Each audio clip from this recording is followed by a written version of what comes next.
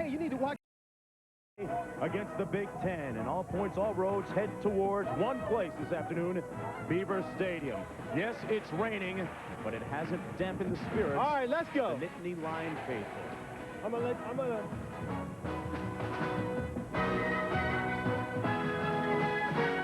Good afternoon, everybody. I'm Mark Jones in the house, and welcome to the first meeting ever between Louisville and Penn State. Both teams come into this contest undefeated. Penn State, an impressive win 2 weeks ago, 24-7 against USC. But Joe Paterno, their head coach, is cautiously optimistic about perhaps overstating how good his team really is. Meanwhile, Louisville comes into the game unranked, but undaunted and unflappable. They won an emotional contest against their cross-state rivals from Kentucky last week, and they know that a win this afternoon, John Spagnuolo, would be a huge notch in their collective belt. Now, it all starts, though, with stopping number 39 from Penn State. Well, Curtis Enos hopes to duplicate what he did a couple of weeks ago against USC, and that was gain 241 yards rushing. That is just 15 yards shy of the school mark. Keep in mind, Joe Paterno took him out with plenty of time left in the fourth quarter, but he's going against a bunch of trash-talking street fighters from Louisville. These guys like to play in-your-face defense, and they are a very good defensive team. Last year, they led the nation with 241 turnovers. I'm sorry, just 41 turnovers. This year, they're off to a similar start in that they have already caused 2 turnovers, and that's led to touchdowns this year. So they're going to line up with the bad weather today, stop the run, and force Wally Richardson to throw the football to beat him. And we will see whether it is truly the Lions' kingdom here today or whether the Cardinals can conquer in a minute. And just part of the rustic beauty here in central Pennsylvania. The weather, though, has dampened the landscape, and the weather's going to be a big story today. Temperature right now, 69 degrees. The rain started picking up about a half hour ago, and for more on the damp conditions, downstairs to Lewis Johnson with the Mark, thanks. I love those shoes. Hey, thank you. You know, I may need more than that, more than the shoes and the coat. It is ugly. Hurricane Fran has now changed to Tropical Depression Fran. Thank goodness it's moved farther north than us, but we're still feeling the residual effects of that. This week, the coaches tried to plan for it. Defensive end coach Larry Johnson from Penn State took his guys outside after an inside practice on Thursday to catch wet balls. They'll have to do that here today. But here's the big thing we got to watch, guys. Guys are going to have on cleats out there in the field. New NCAA regulations say that those cleats can't be more than a half-inch long. If they're caught, they're gone this game, and they're out the next. And the other thing is, when it's wet, hey, you need to wipe your hands out there. Only 2 towels now allowed to be out on the field, so we'll watch for guys having towels tucked away in their shoulder pads and their pants. Who knows where? It'll be interesting.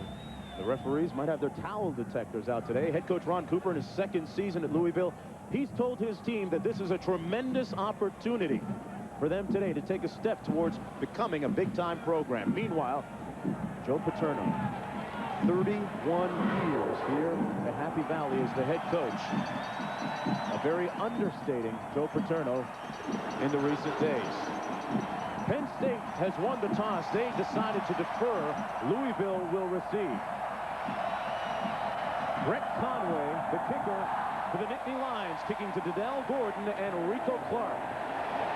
And that is Clark, 8 yards deep. He takes a knee, and the Cardinals will start with the ball on their own 20-yard line. The starting quarterback for the Cardinals this afternoon, Jason Payne, a 6'3", 205-pound senior, who last week against Kentucky in a very emotional game was 15 of 22. Yeah, they take their football seriously down in Kentucky. More people watched that game in the state of Kentucky than any other college game. 59,000 people got together for that intrastate rivalry. You're going to have to run the ball a little better. Single back set. And Payne goes down, and he puts it on the ground on the first play. The Cardinals recover the ball, but they lost a few yards on the play. Snyder was there to make the hit. Well, there's a new center for Louisville today. Greg Hoffman took over at center. The snap gets back, and Payne gets in, but right away there's jailbreak. It's a very similar situation to what we saw last week, where Louisville's offensive line was really disorganized. Chris Snyder just comes right through, and there's a blocking scheme mix-up up front, and fortunately, Louisville's able to retain possession of the football.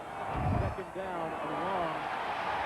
They run it. over the right side. That's Otis Floyd, number 17, tackled by the strong safety, Sean Lee. Let's take a look at the backs and receivers, brought to you by Chili's. Miguel Montano, the team's leading receiver a year ago. And these guys got to step up and assert himself today, because they did not throw the football very efficiently last week against Kentucky, even though Louisville won handily. The offensive line has to get untracked with respect to running the ball today, John. And here's a veteran guy, Steve Macetic, but there's been some adjustments up front. Hoffman moved to center, and Susky moved to left guard. 3rd down and 20. Floyd, the lone back. Payne to throw. His intended receiver falls at the 17-yard line. That was his tight end, Mike Bogan. And it's 1-2-3 kick for the Cards on its first possession. Well, Paterno did the right thing. He put the pressure on the offense. I think Louisville, if they had their choice today with the weather and everything else, they would have much rather kicked the ball off early in this game. Jeremy Borseth in to punt for the Cardinals, standing 3 yards deep in his own end zone. Kim Herring standing on Louisville's 45. They'll have good field position after this punt. Herring lets it bounce at the 41. Takes a fortuitous bounce for the Cards. And Penn State will start off right at midfield. Couldn't ask for a better start on their opening possession. Wally Richardson, the senior, a guy who really came on at quarterback towards the end of last year. Uncharacteristically, threw a couple of interceptions last week, 2 against USC. He only had 6 all last year, but one was just a great defensive play. The other one, Joe Jurevicius, should have held on to the football and was stripped. This man takes care of the football. Behind him, Enos and Slode. Jason Slode, number 15, the fullback, up in the offset I formation. Campbell in motion, play fake. Richardson fires complete on 1st down. It's to the fullback, Jason Slode, out of the flat, complete, and pushed out of bounds by Tony Bethel, the corner. But a nice gain on 1st downs for the Nittany Lions. And right away, Penn State realizes Louisville wants to step up and stop the run, so they play action and get a positive gain. Slode, by the way, graded out higher than any fullback they've had in 5 years here. Curtis Enos, of course, the big story. Look at the football to him a lot of different ways here to mark in the passing game, as well as, of course, just running the football. And a look at the offensive line, brought to you by Chili's. A little tenuous for Penn State up front. Not on this play, though. Enos breaking a couple of tackles. Downfield and pushed out of bounds finally at the 16-yard line by John Fuqua. That's the type of explosiveness that Enos has. A pickup of 25 yards. And he has such a wonderful combination of speed, power. But watch the balance of this young man. This is what I'm so impressed with. He's learning how to play tailback, learning to be patient. See how he stuttered a little bit before he got to the hole. And then he just keeps his legs churning, and he's able to make very nice cuts here on a little bit of a damp field. There is shedding one tackler, shedding another tackler, keeps those shoulders upfield, and then he has the speed. This is Slode, the fullback, on 1st and 10, muscling his way down to the 15-yard line, tackled there by Tyrus McLeod. Remember that, folks.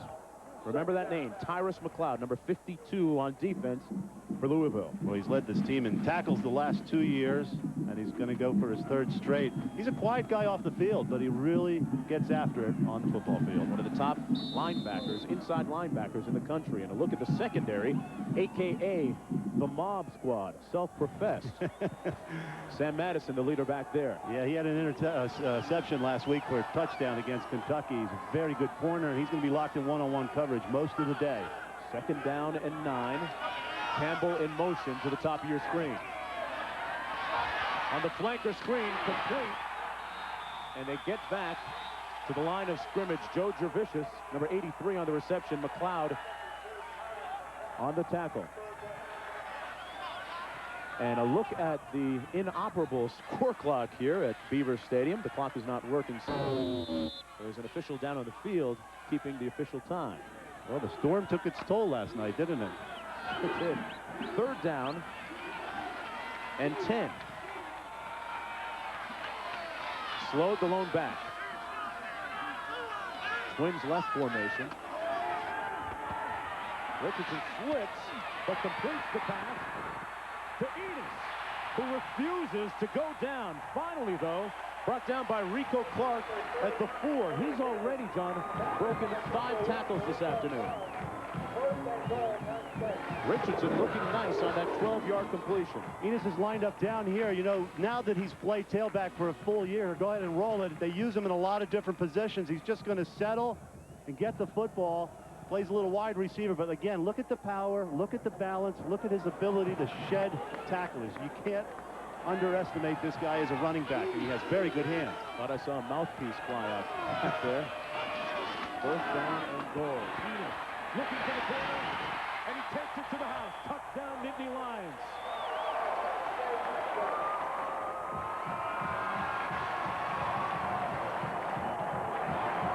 He's off to a very similar start that he was last week, 241 yards. I'm sorry, 2 weeks ago against USC. And Mark, that was one of the best defenses in the country. He's a guy right now that is really helping his offensive line because they're a little disorganized. They have 2 new starters in there today. 64, Ostrowski will lead out on the left side. He's pulling. There he gets his block. But then watch this little message right here. Get out of my way, Bethel. I think he was already in the end zone, just wanted to throw an extra shot. Send him a little fax. Next time, Conway with the extra point. Penn State leads 7-0, and number 39 taking a well-deserved rest. Coach is telling us he improved on his ability to make people miss. Didn't have to make people miss that time. We'll be right back. Okay, the left side of the line blocks down on the touchdown. Watch Phil Ostrowski, 64. He's going to pull and get a kick-out block. Go ahead and roll it. This is a play they ran successfully against USC last week. You see Ostrowski gets his block, just pushes Bethel, the cornerback, back, but then Enos just gives him another little calling card. Pretty good start so far. 6 plays, 49 yards, and a little over 2 minutes, 45 seconds. And Enos's numbers continue, his stats continue to swell, impressively so. 10:45 remaining in the first quarter. Penn State cashing in on its opening drive of the ball game. Brett Conway kicking off deep. Clark and Gordon for the Cards. Clark doesn't go out of the back of the end zone, and let's kick it back to John Saunders. All right, and onto the field, the Cardinals again. You know, Brett Conway, every kickoff so far this year has been in the end zone. He worked out in the offseason. All the kickoffs against USC, it was a nicer day. But today it's rainy and drizzly. That's impressive. That helps your defense immensely. Louisville running it. That's Floyd, who is chopped down nicely at the 20-yard line by Kim Herring. A name that we'll be calling a lot of this afternoon. And a look at the front 7 brought to you by Chili's, Nittany Lions. Gerald Filardi, we're looking at him right there. Led the team in tackles the last 2 years. Almost went to Indiana, but they pulled the scholarship on him, and he came here to Penn State. And Kim Herring, who just made the play right now, he really is a sure tackler. This is a very experienced secondary for Penn State. 2nd down and 8 for Louisville. Payne passing complete. Close to the first down marker. That's the tight end, Mike Bogan, number 84, the 6'2", 252-pound junior, brought down by Sean Lee, the strong safety. And it's a first down for Louisville. Payne set himself nicely and fired complete, John. That's right, and Bogan, that's the first pass he ever caught. You know, when you're waiting and waiting to catch a ball, sometimes you squeeze that thing so hard you almost crush it like a grape. But he did a nice job, and we were told Bogan was going to be a part of this offense today. They need to get the ball to the tight end more. Bogan making up for that error last week when he dropped a pass.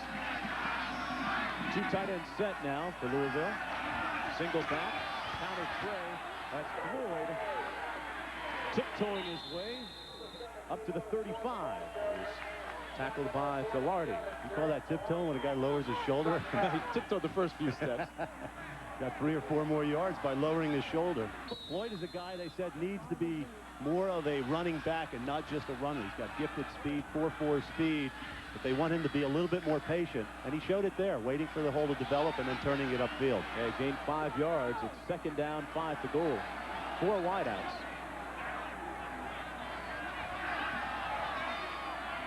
Payne has a bit of mobility, and incomplete, intended for Robert Bates, number 5. It'll be 3rd down and 5 to go. And once again, we want to let you know that the Beaver Stadium scoreboard is not working, and the problems are weather-related. Official down on the field. keeping the official time. Look at Ron Cooper, former head coach of Eastern Michigan for a couple of years. He's got this program going in the right direction. We'll talk a lot more about him and what he's doing here at Louisville. 3rd and 5 for the Cards, and Payne might be in a little pain. Sacked back at the 27-yard line. A host of tacklers led by Brandon Noble and Jim Nelson, number 44. Jim Nelson plays linebacker for Penn State. He's coming on a blitz from the outside. Go ahead and roll it. There he is, untouched from the outside. Number 44 came in all the way from the right side of your screen. And, you know, that again, Louisville in obvious passing situations is going to be at a huge disadvantage today. Louisville with just 1 first down so far this afternoon. Still in the first quarter play. Jeremy Forseth punting from his own 20. Tim Herring gets nailed back at the 27. Hello, and how are you? Deron Wiley put the hurt on him.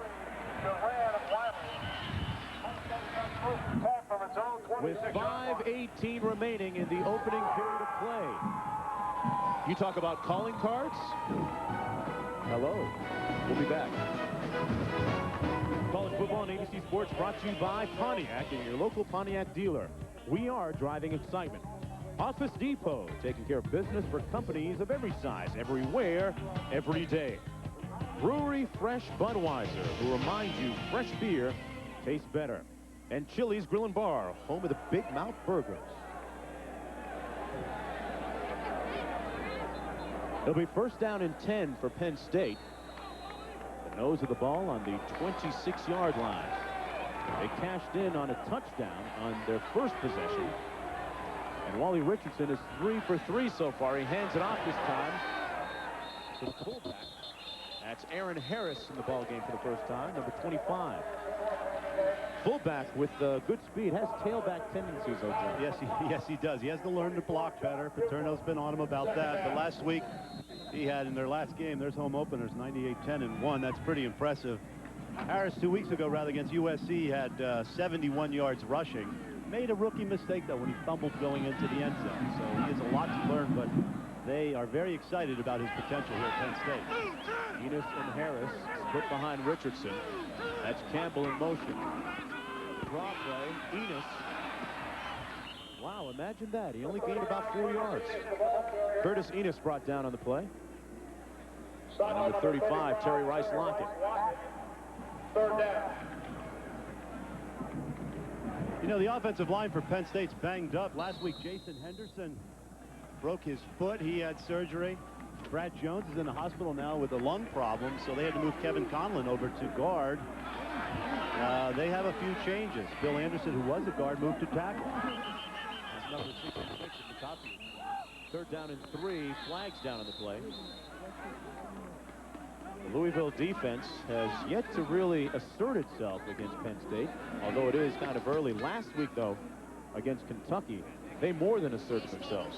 That's right. The defense scored off a interception for a touchdown, a fumble recovery for a touchdown. On the offense, 5-yard penalty, still 3rd down. And they also blocked a punt for a touchdown. So they outscored their offense, and that continues so far this year. And now they have an opportunity. Penn State had very good field position in their first drive. Here they're in the 3rd and long, and maybe Louisville can do something defensively to mix it up. Officials today from Conference USA. Man wearing the white cap, Randy Sims. It's 3rd down and 8. Harris is the lone back. Ace formation. Richardson's going to pass. It's batting the line of scrimmage and picked off. Opportunity knocking for the Cardinals. We just talked about it, and Terry Rice Lockett calls in the errant pass.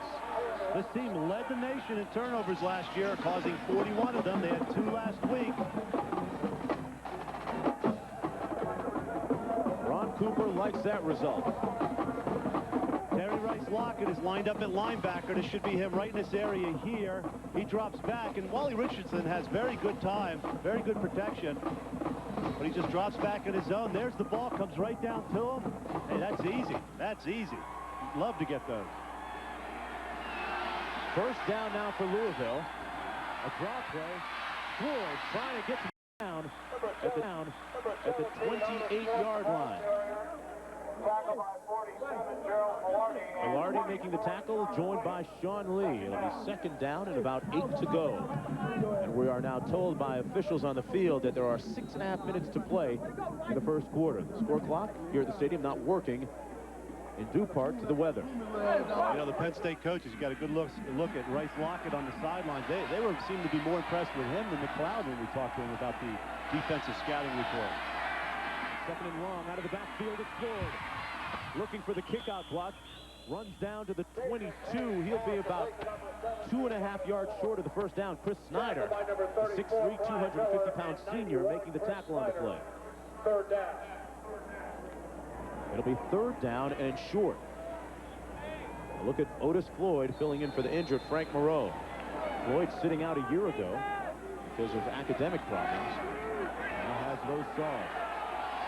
You'd think it would be important for Louisville to get a score here.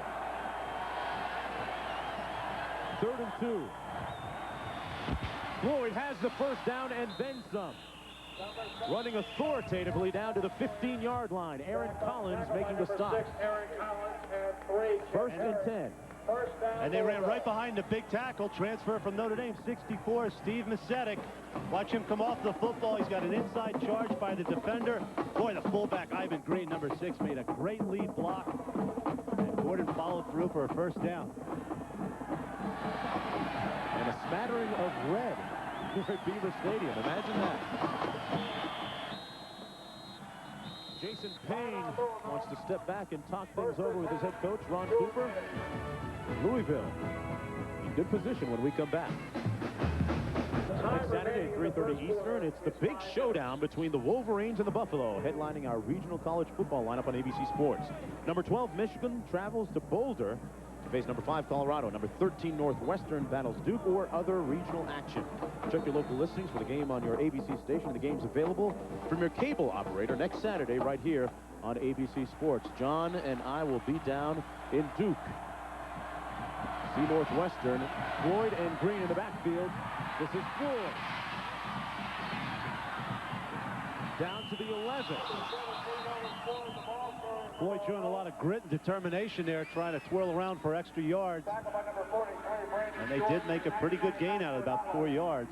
Noble and Collins in on the stop that time. Noble number 93. And that's a good matchup. Noble is going to play nose tackle today.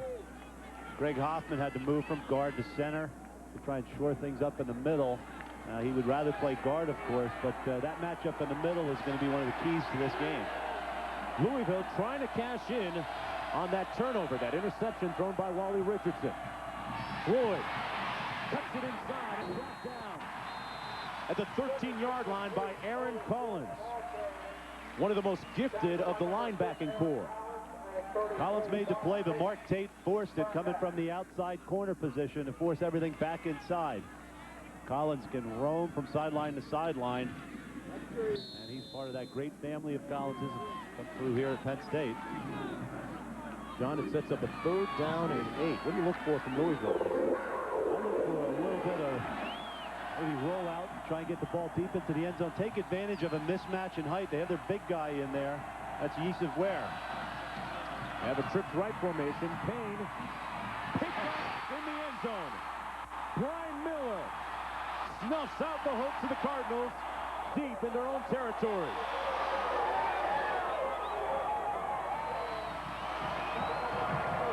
Miller, the senior, positioned himself well right on the goal line, and the ball came right into his arms. Yeah, Yusuf Ware, he's 6'6", 205, lined up on the right side. Now he'll be right outside of this guy right here. Go ahead and roll it. He comes inside and back outside. Now there you see Ware, but the ball is way underthrown. Way underthrown. It's got to be led out and over. And of course, right there, Miller's just waiting for the thing. There's Yusuf Ware. Now that ball's got to be high and over the top to number 18, but Miller's just waiting there in his zone very patiently. They tried to get the ball to the big guy, but it was poorly thrown by Payne. 3.5 minutes remaining now in the first period. This is Harris over the right side, running over the right tackle. Bill Anderson is brought down after a gain of about 2. Harris, a fullback with 4.5 speed, tackled by Fuqua and Rice Lockett. Heard that name Fuqua before. Yeah, son of Frenchie Fuqua, the Pittsburgh Steelers. Very flamboyant, Frenchie Fuqua. He was for his time. He used to wear some pretty high threads. Yeah, you kind of style yourself after him a little bit. That's right. I want to be like you when I grow up, John. It is 2nd down and 8 to go. 7-0 for the Nittany Lions. Richardson on play action. Almost had it picked off at the 40. Boy, poorly thrown ball there. A little miscommunication. A lot of new receivers here for Wally Richardson. And he's not real happy about it. Keep in mind, now, Wally Richardson has thrown, what, 3 interceptions this year. Last year, he threw 6 all season. So he's in a situation, of course, the one today was batted. But he sets up. Now, he expects his receiver to be more inside. He winds up being outside, and he realizes, oh, boy, I got to get over here. This might be picked off. Coaches talked about wanting Richardson to take a few more chances this year rather than sitting back and maybe taking a sack or two. They want him to throw the ball downfield. 3 receivers out on 3rd down and 8. Under pressure, Richardson gets rid of it. The pass intended for Aaron Harris, but he was under some big-time heat. Led by number 52, Tyrus McLeod. And Carl Powell came on the outside and exerted pressure on Richardson. Good defensive stand after the turnover by Louisville, but Penn State is more than happy to have the football and punt it out of here and make Louisville drive the field again. Darrell Kania into punt now for Penn State. Rico Clark standing on his own 40-yard line for Louisville.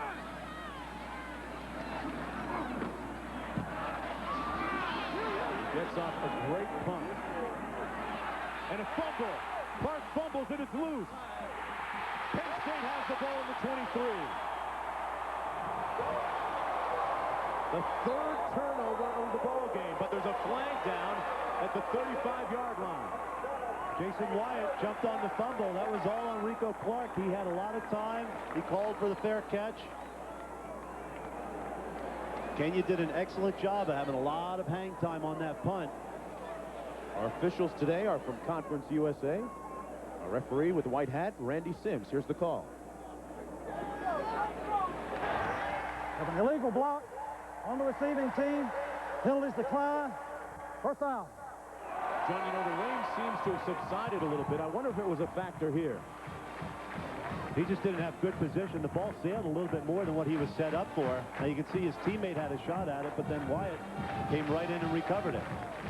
There he is. See how the thing just drifted on him? He's got to get his body square in front of the football. That's the rule number 1. Catch the ball with your feet, be in a good position. At the last second, it sailed over his head, and an alert Wyatt pounces on the football. This is Enos on 1st down and 10.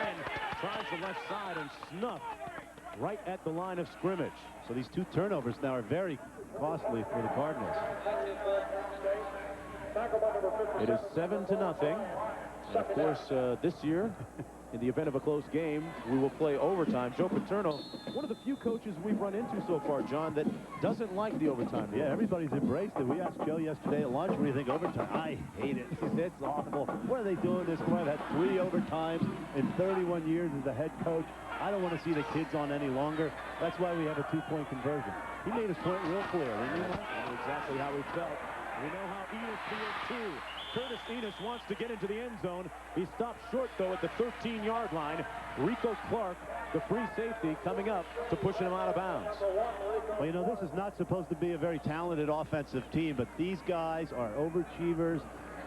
There's Olsemer, the tight end, number 87. He gets his guy. You know that it's Ostrowski. You've seen him before. Pull on the touchdown. And then again, you know, if you get some people secured up, Enos is going to be able to break some tackles downfield. This is a team that's pulling together offensively. They lost 4 offensive linemen to the draft.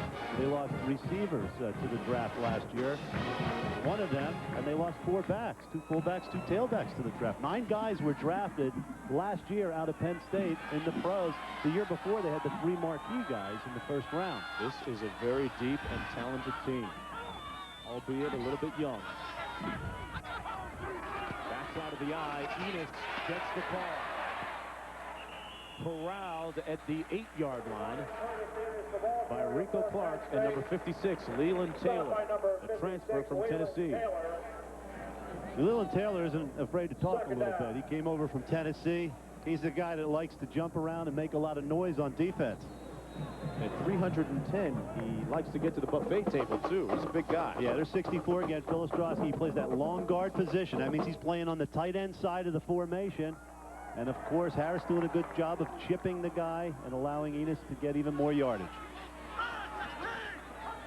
2nd down and 5. Harris gets jacked right at the line of scrimmage by Tyrus McLeod. We talked about the size up front for Louisville, led by Leland Taylor at 310. Where's the beef? You don't have to ask. Yeah, the Louisville defense now, again, outsizes the Penn State offense. That's on the right side here. And you have a real mismatch there on the other side of the football. So you've got you know, seriously 44 pounds differential here when Louisville has the football, and about the same when Penn State and Louisville. Penn State has the football, that is. 3rd down and 8, about 2.5 minutes remaining in the first quarter. Richardson to pass. Underneath the Harris. Nittany Lions, right up the middle.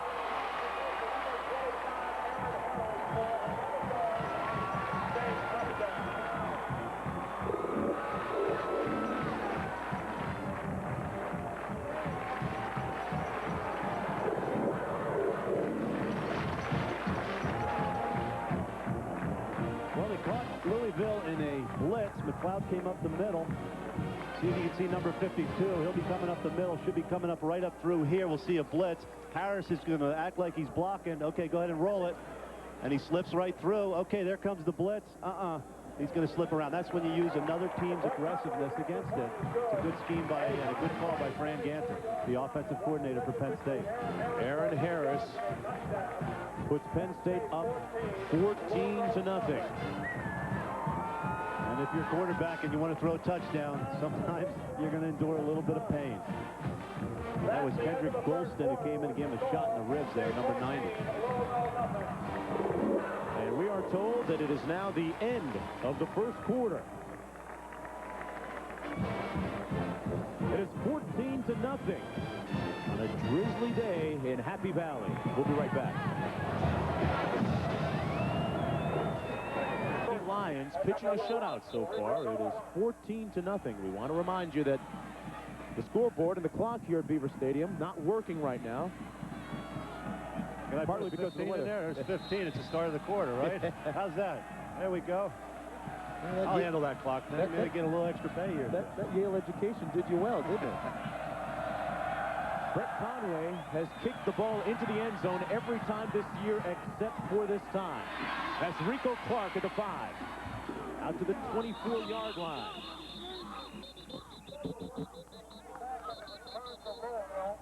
There may be a fumble on the play, but the officials now whistling it dead. Another look at that last touchdown. All right, imagine you're Terry Rice Lockett right there, 35. Go ahead and roll it. You're in man-to-man coverage. Now he's watching Aaron Harris. Okay, he sees him go to the left side. Now you see Lockett come across. He's completely picked off, and he can't make the play. And Harris comes on the other side of everybody else to make the play.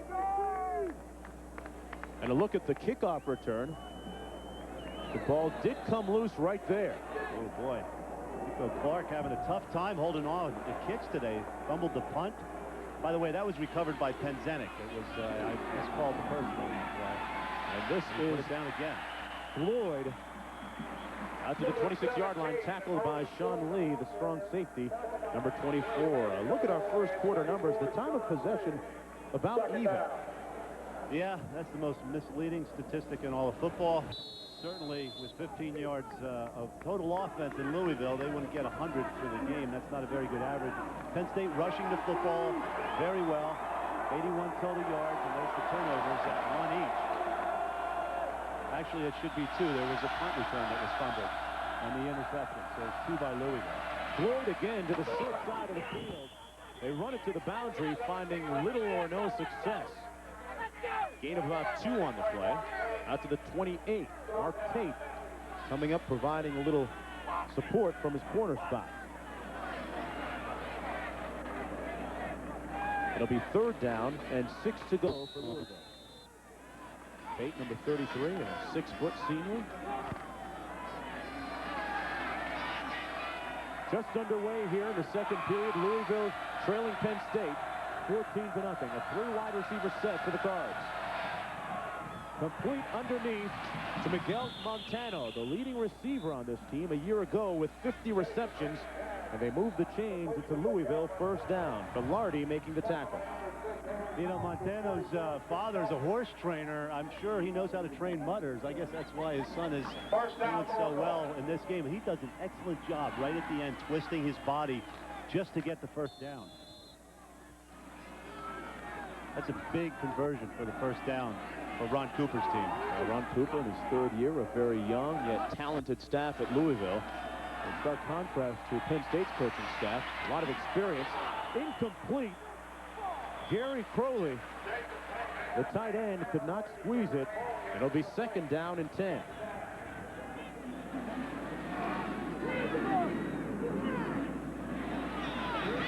Part of the challenge, of course, of a young coaching staff is to keep its players poised under adverse conditions like this. And Joe Paterno drawing on all of his 31 years of head coaching experience here at Penn State. Ron Cooper telling us earlier that some of the influences on his coaching career have been, among others, Lou Holtz at Notre Dame. 14-0, second quarter. Payne on the slant. Flag down at the 39. Yeah, Brian Miller can't believe it. He thinks he timed that hit perfectly. Here's a guy, Brian Miller, who thought seriously about coming out after his junior year. And it is interference and going to the pros. He actually decided to do it and then changed his mind. And he's happy to be back here for his senior season. Joe wants an explanation. It's good. Joe. Joe. Got to use some of that.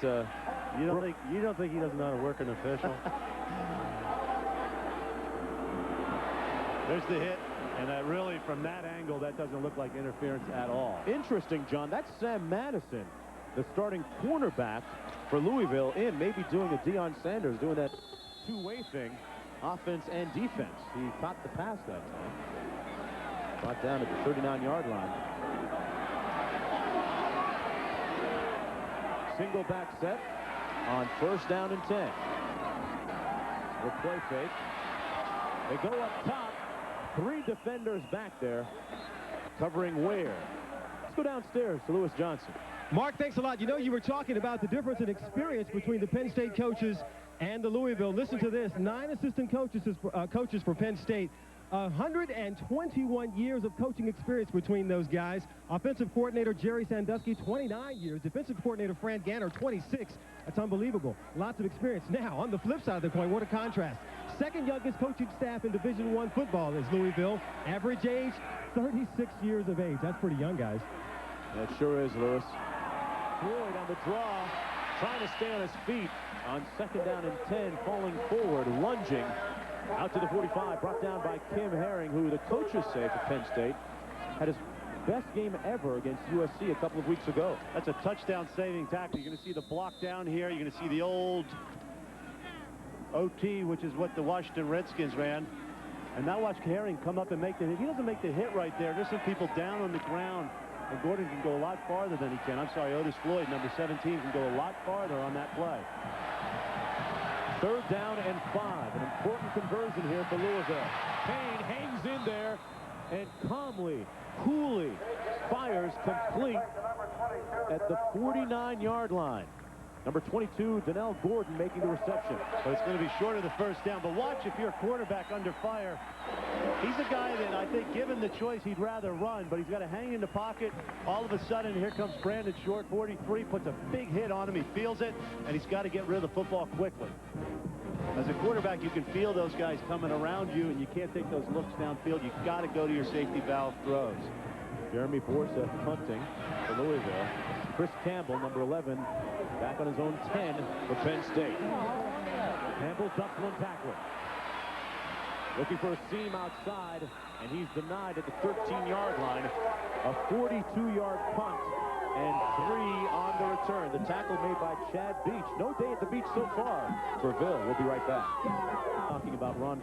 Young coaching staff, just one of 7 Division I African-American head coaches. Caldwell, Ron Dickerson, trying to turn things around at Temple. Yeah, you know, the top three all have ties to Louisville. Each one of these guys has earned a position as a head coach through a lot of hard work. They've been in good programs. And I think you're going to see a lot more African-American head coaches in college as these gentlemen enjoy more and more success. Part of an improving, albeit slowly, situation. It's first down and 10 for Penn State. They lead 14-0 here in the second quarter. Curtis Enos stopped for a short gain that time by Terry Rice Lockett. You know, Ron Cooper, though, he reminds me of a guy people around Pennsylvania are familiar with, and that's Ray Rhodes, the head coach for the Eagles. He's a guy that talks about everything in terms of war and, you know, getting after people. He said, you know what, we go on the football field, you take Penn State's best 50 against our best 50 and we lose, but we got 11 guys, and we think we're as good as their 11 guys they put on the field. And, you know, Monday night you see Ray Rhodes, everything he talks about is in terms of war. It is second down to Penn State. On the misdirection play. Enos still on his feet.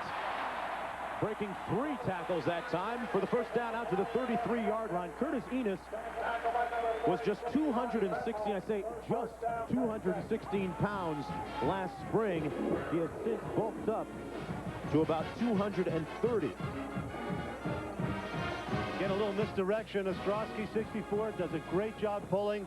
Aaron Harris, 25, stays on his man. And that's the impressive thing about this Penn State personnel. Look how they are body on body, hustling. Keith Olsmer, 87, hustling downfield to get a block. This is the kind of offensive football they play. They may not be that talented, but they get after it offensively. Quick 3-step drop by Richardson, going downfield for Jurevicius, and it's incomplete. The timing pattern. Sam Madison, good job on the corner that time. Seemed to slow down the receiver at the line of scrimmage, John. Yeah, he did. He did a very good job of bumping him. And Madison, I think, also is an aggressive corner. And they want to take advantage of that with Jurevicius. Jurevicius, of course, the tallest receiver at 6'5", 222. He sheds the bump, but that bump by Madison threw off the timing of the play, and it was incomplete. Madison, the leader of the mob squad. That's what the defensive backs call themselves. 11 minutes remaining in the second quarter. Penn State running up that ball that time up to the 33-yard line. That was Enos, brought down by Tyrus McLeod. Well, that's the play that Penn State's been running with a lot of success. They go back to it, and finally the Cardinals find a way to shut the thing down. Looks like McLeod has problems with his chin strap. Looks like he lost a screw on his chin strap there. And when you hit as much as he does, he needs to have that whole thing tightened down and strapped down as best as he can. Now 10 minutes and 30 seconds remaining in the first half. And there's a look at our official keeping the time on the sidelines. The score clock here at Beaver Stadium not working. 3rd and 10, Penn State. Play action Richardson. For Jurevicius, incomplete. And they'll have to punt it away. Well, tonight on ABC, James Marsden is one of the stars of Second Noah at 8/7 Central Time. Then, the concluding night of the story of the world's greatest rock band ever, the Beatles Anthology, tonight after Second Noah right here on ABC. Speaking of the Beatles, the rain has stopped, so you can get rid of that yellow submarine, John. I had to take a shot. I'm surprised you know that, too. A lot of pressure on that punt. Back at the 25-yard line is where Louisville will start. So we have 10 minutes left here in the second quarter, and Penn State is winning this football game 14-0. You see the time remaining, 9:55 in the second quarter. Okay, so John missed it by 5 seconds, but it took 5 seconds to get up here to us. You know, that was a good punt. 5-second hang time, right? Louisville, first down and 10. Payne on the quarterback draw, flags down at the 27-yard line. Let's wait a minute. You know, they went to a hurry-up offense there. They had everybody lined up. Louisville didn't huddle. Ran right from the sideline to the line of scrimmage and tried to get away with a cheap play here. Like a quick pitch in baseball. Dead ball. Ball start on the offense. 5-yard penalty. Still first down. And somebody's going to get chewed out by this guy when they look at the film tomorrow. Ron Cooper, a coach that his players say they love to play for him. You know, he practices. He practices ones against ones. I mean, he told us, not that deep. I don't want guys going half speed and playing against young guys. I want my ones against ones, and that's how he wraps up practice every day with a nice spirited session, offense against defense. That's a nice way to describe it, spirited. Very disciplined with his players, both on the field and in the classroom. Gordon and Green in the backfield. Payne's going to pass. Complete at the 28-yard line to Robert Bates. One of the returning starters from a year ago, brought down by Shino Prater on the play. Well, Monday night, an ABC News special. John Stossel reveals startling information. Are we scaring ourselves to death? And it's a classic NFC matchup as Brett Favre of the Green Bay Packers battled the Philadelphia Eagles on ABC's NFL Monday Night Football. Two teams that, trivia question here, John Spagnuolo used to play for. Both of them, Philadelphia and Green Bay. Yeah, Reggie White's going to have his team all ready to play against the Eagles because he played for both teams as well. Not that we should be mentioned in the same breath. You just did. Second down and 8. Tendai on the run. And Ray Rhodes has been with both teams. As you well know, he came over from a defensive coordinator position and went back to the 49ers and then to the Eagles. Tendai Cherasek on the run. Now coming out of the ball game. And of 3 backs, fullbacks to see action this afternoon.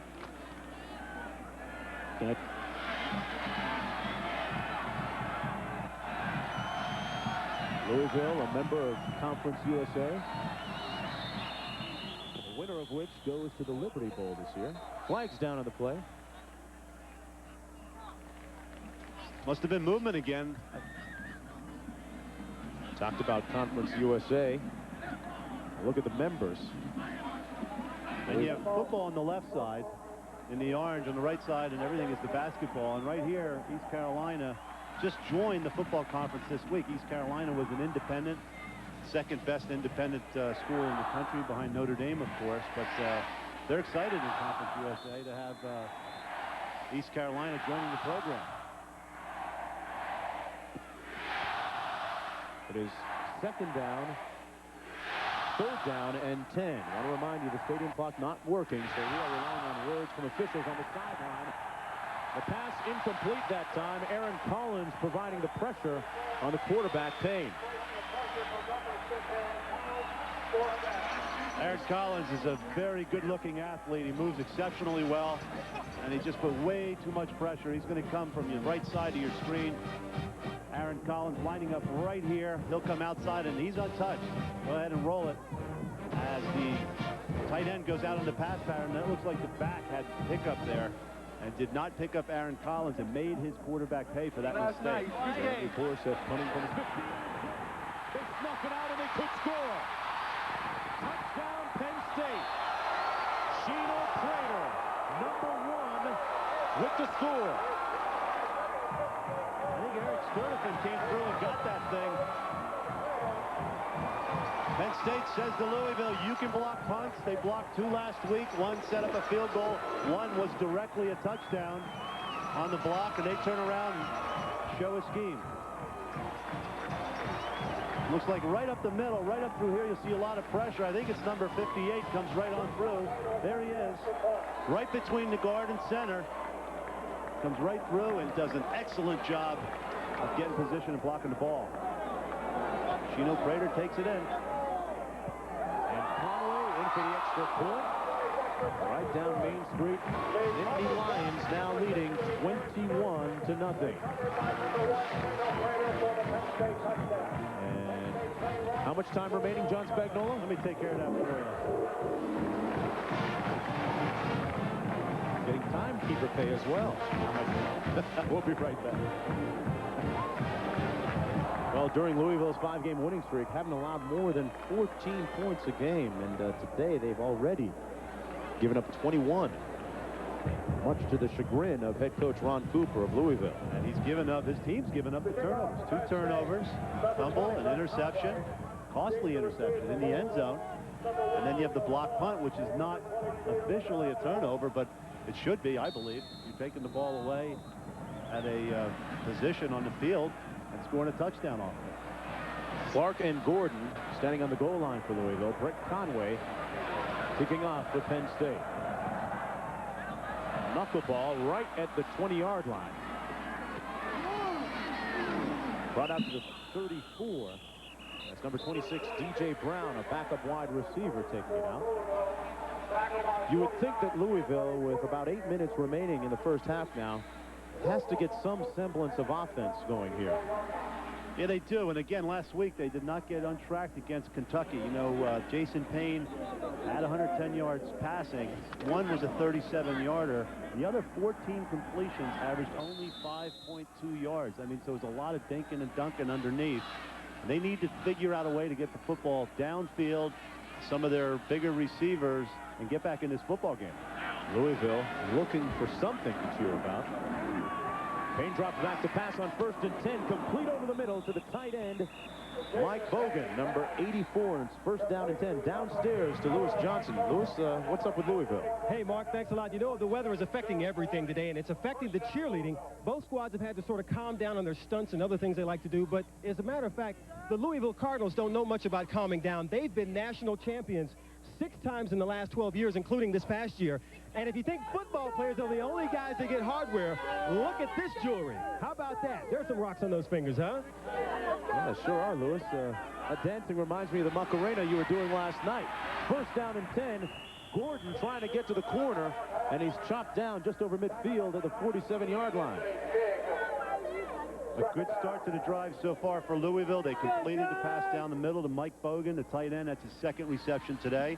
Here they run one of their zone plays off the left side. Big Steve Misetic from Notre Dame. Came over from Notre Dame and really says he enjoys this football team. He said with Lou Holtz, it was just they were out of touch with the players, and he just enjoys a hands-on approach that Ron Cooper has. On 2nd and 5, Gordon stopped up in the backfield. Went high to avoid one tackler, Kim Herring, who came up from his safety spot, but he's brought down by Brandon Noble, number 93, Mr. Intensity. Well, an interstate rivalry is played out on the field. National champion contender Colorado takes on Colorado State live tonight at 9 Eastern, only on the Deuce.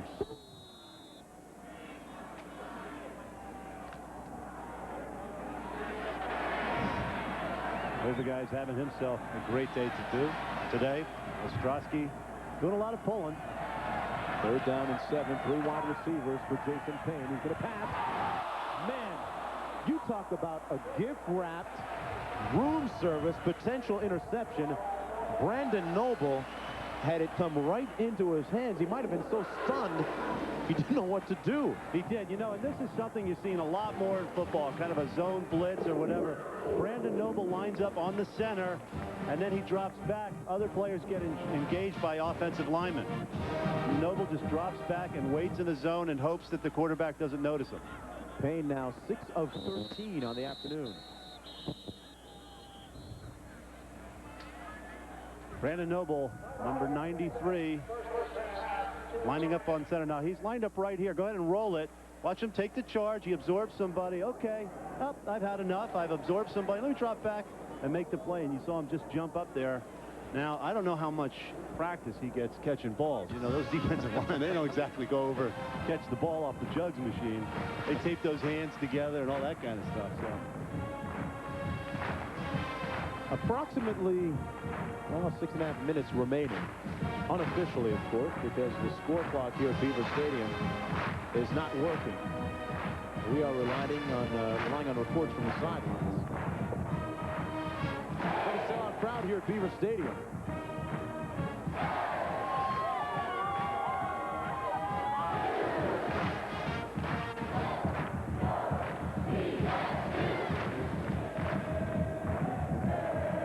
Penn State leading 21-0, and Curtis Enos playing a big role in their success so far. He scored the first touchdown of the day. Officially now, we are told there are 6 minutes and 20 seconds to play in the first half. Borseth punting for Louisville from the 40. And his last one blocked, gets this one off. Chris Campbell lets it bounce. in the end zone, and they'll start off on the 20-yard line. A 50-yard punt and nothing on the return. Penn State will start on its own 20.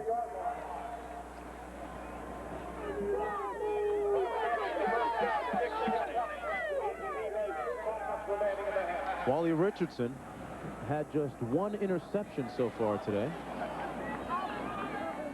A week ago was, actually 2 weeks ago, was 10 of 18 against USC. Cooper's old team, Eastern Michigan, getting beat by Wisconsin. You know what? He really, because he coached there at Eastern Michigan for a couple of years, recruits heavily out of that Detroit area. A lot of players on this team. He's got a nice recruiting base up there. Have now come down to join him at Louisville. Trying to take that next step into the elite. Enos and Harris in the backfield behind Richardson. And they're going to flag on the play. Joe Jervicius may have been, could have been interfered with. Sam Madison was providing the coverage. Madison running back to argue his case. Jervicius and he were involved in that little scrap earlier that Madison won, bumping him at the line of scrimmage and disrupting the play.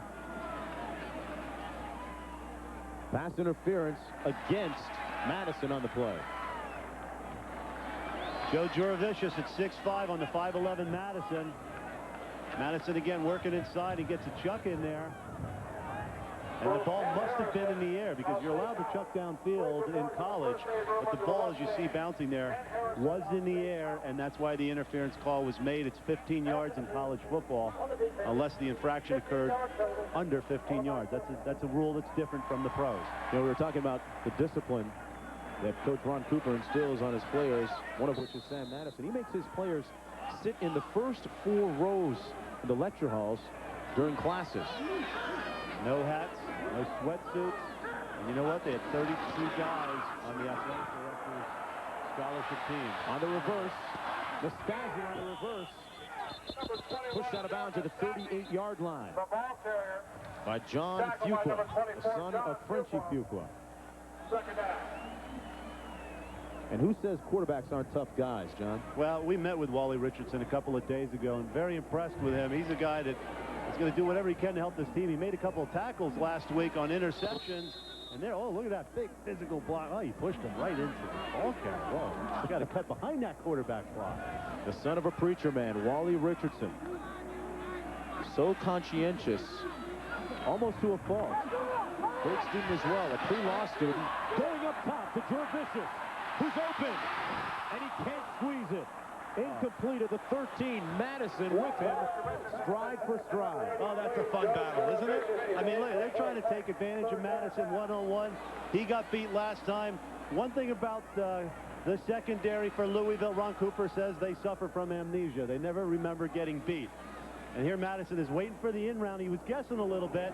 Let's see how he recovers. Well, he gets a little hand in there and really does not turn his head around to look for the football, but is able to knock it away as it drops into Jervicius's breadbasket.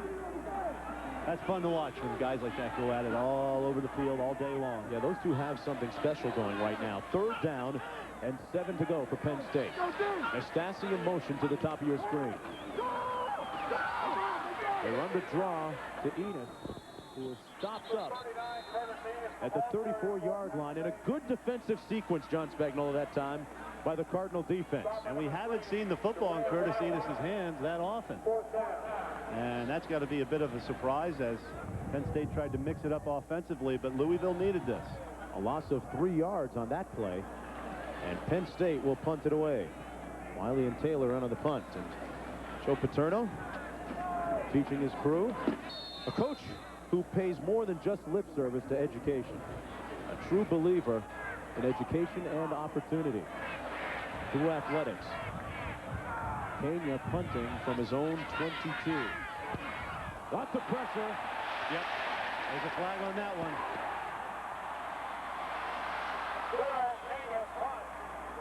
They really lowered the boom on the kicker that time.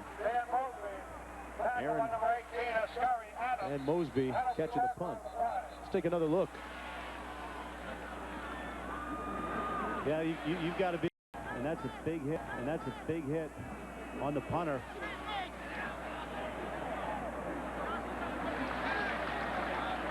Yep, that's not momentum. Nobody was blocked into him, and I don't have a 37 on my program.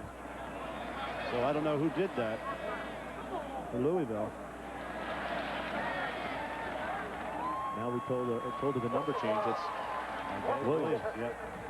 Late addition to the roster here for Louisville.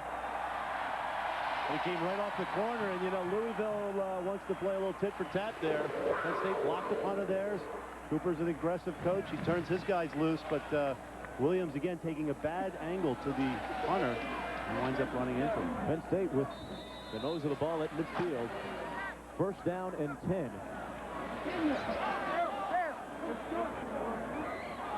4:45, we are told, remaining in the first half. Harris the lone back. Richardson is going to go downtown. Up for grabs and incomplete. Broken out by number 46, the other corner back there, Tony Bethel. Intended for Curtis Enos. So, John, they do like to send him downfield a lot. It does. Listen, when you have a running back outside, you expect him to get matched up on somebody else other than a cornerback. Look how high Bethel gets in the air to knock that ball away. But I'm sure when they split Enos out, they expected him to be matched up against somebody else. That's almost a little extra hit there on Wally Richardson by Mr. Leland Taylor. He likes to chat just a little bit. 21-0. 4:45 remaining. Richardson going back to the air. Incomplete, and his receiver, Chris Campbell, took a hit. You know what? I've seen John Saunders play sports. He can take a hit too. Right, John? All right, back here, 21-0. Third down and 10 for Penn State. Richardson throws it out of bounds. A wise decision. Nothing transpiring or developing offensively for Penn State. Marsh in on the pressure. So Rondell Marsh came through, number 95, and exerted pressure. They use him. He replaces Matt Conway in passing situations. And again, Paterno is not pleased with the last two offensive efforts by his football team. Kenya into punt, standing on his 37-yard line. Dan Mosby, number 25, standing on his 10 for Louisville. Little under 5 minutes remaining in the first half of play. Penn State leads 21-0. Mosby calling for the fair catch at the 17-yard line. Next Saturday, 3:30 Eastern, big showdown between Michigan and Colorado.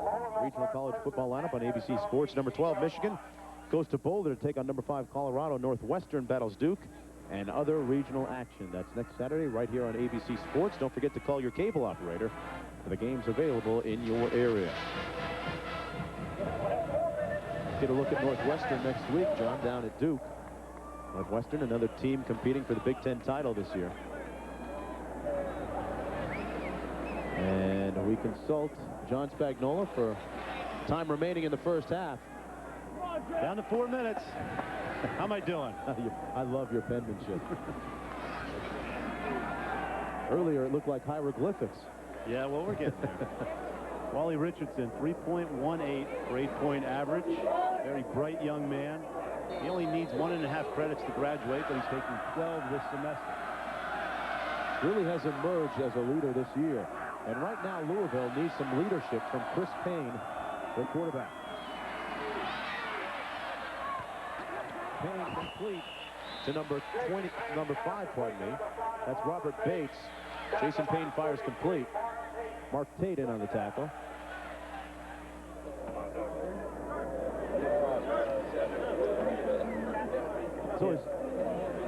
It's always nice to see the quarterbacks. They like to run to the phone when they're playing well and their team's leading, don't they, John? Yeah, they do. He might be checking, though. You might have seen how his lab results did or whatever else he's studying about. Second down and 5. Payne under pressure, flushed out of the pocket. Looking for Bates, who turned the wrong way, and it's incomplete at the 45. Mark Tate covering for Penn State. Earlier I had said Chris Payne. What I was starting to say was Chris Redmond, who's their backup quarterback at Louisville. Well, you know, Payne is a guy who played behind Jeff Brom and Marty Lowe. He served his apprenticeship. This is his first year as a starter, so he's got to work his way into that starting position. The guy who he's got to grow up with these people around him. You know, he's backed up by a very good prospect, Chris Redman, who still holds the high school record for touchdown passes in 1 year with 57. Gordon alone back. Intercepted. Herring with the pick. And Herring returns it to the 34-yard line for Penn State. The second interception of the day for Jason Payne. We might see Chris Redman sometime soon. A couple things have to happen with an interception. The quarterback sets up and doesn't stride forward, and the ball sails on him a little bit. Then the official has to duck out of the way. See the official right here? That's allowing that official. And the interception now, right now Payne's saying, hey, you know, when you stayed up there, maybe it would have hit you in the head. He's signaling when he does that the ball was tipped. That means that all the receivers can get hit, even though the ball is in the air. Once that ball is touched, receivers can be hit downfield. 3 minutes, 3 seconds remaining in the first half. Penn State leads 21-0. Richardson on a play fake. Intended for Jervicius at the 20, and he threw behind him. Look at the backup quarterback there, Chris Redman of Louisville. Coaching is very much a family affair here at Penn State in Happy Valley. Joe Paterno, the head coach here for some 31 years. One of the best handball players ever to come out of Brooklyn, New York, too. What did he say? Until my eyes went back still. Until I started wearing trifocals, he said. He went from bifocals to trifocals. His son upstairs in the booth as well. On the right side, Jay Paterno. Coach's tight ends here. Enos alone back on 2nd down and 10. Incomplete over the middle. Well, they had the delay set up. The middle draw is the right play. Again, Louisville caught in the blitz. Aaron Harris, who caught that touchdown pass on a little delay, was the intended receiver. And he also does some recruiting. Had a nice chat with him the other day at practice. Of course, Joe's brother, George, is in the booth as well, doing radio, as he has for many, many years here at Penn State.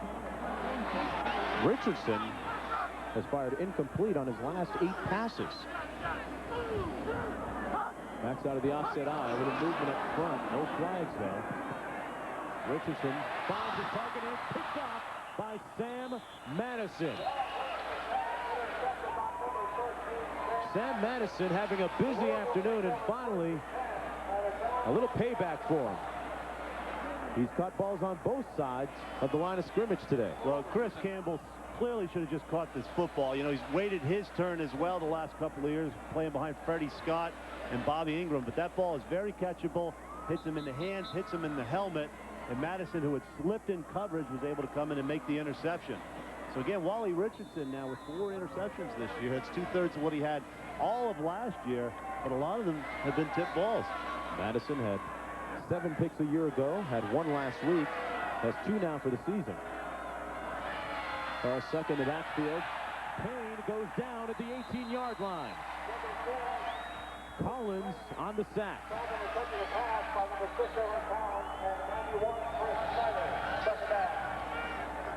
And was Joe a little unhappy? Well, that was after the interception. And there he is talking to Franny Ganter. Kenny Jackson, the receiver coach, that's the guy he's responsible for. Chris Campbell, who dropped the ball.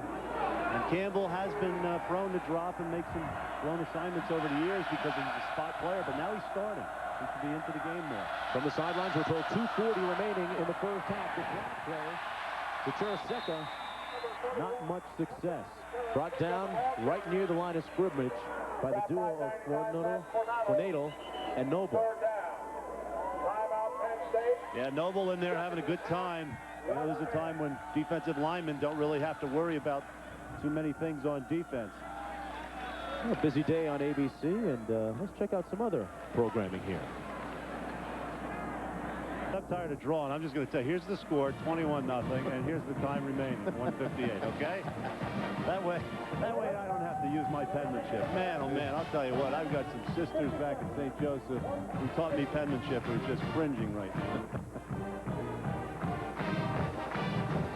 Well, the the day started off well for Penn State. Curtis Enos took it into the end zone on a run on their first possession. But this game has been marked by turnovers from both sides. A total of 5, 3 from Louisville and 2 by Penn State. Al Gordon, the lone back behind quarterback Jason Payne. Oh boy, Payne against Collins again. Got it off barely. Aaron Collins planted him at the 5-yard line. He got rid of it just in time to Gordon, but it was incomplete, and it's time to punt. Somehow Brett Ingles, the offensive coordinator, they have to figure something out at halftime. Aaron Collins has been coming free all day. He lines up out here. He comes inside. And nobody's blocking him. The back goes away. That ball's got to be out of there sooner. Trying to set up a screenplay, but Aaron Collins has been coming in unimpeded just about every time he's come on a blitz today. Now, Jeremy Bortz had one blocked earlier. This time, they put the return on. And this is Chris Campbell at the 43 for Penn State. Nimbly out over midfield, down to the 50. Penn State with good field position this time. Tackle by number 19, Courtney Jenkins. Campbell, the receiver who moments ago had a pass go off of his hands and into the arms of Sam Madison.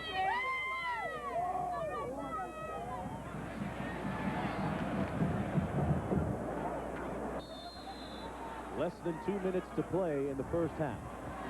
1st and 10 for the Nittany Lions at midfield. Backside of the offset eye. Okay, Richardson up top again.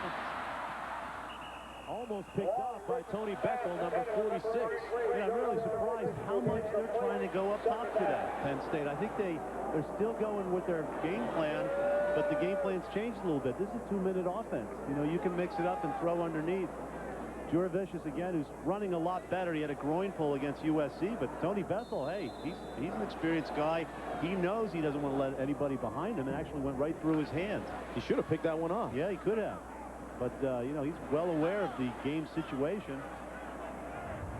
1:28 remaining now in the first half. Richardson's going to pass again. Steps up.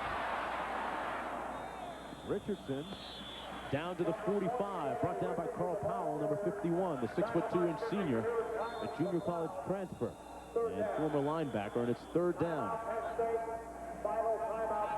Curtis Enos scoring the first touchdown of the game and drawing rave reviews, and some of them compared to Jerome Bettis, who used to play at Notre Dame. That's what Ron Cooper said. Who else, John? I'll tell you what, when I see him, I think of Earl Campbell. I think of a guy, that old Texas Longhorn, who he was the first big bat in college that could just run around people. Give me what I need, yeah, what lies in it. Let's be on speed on each one.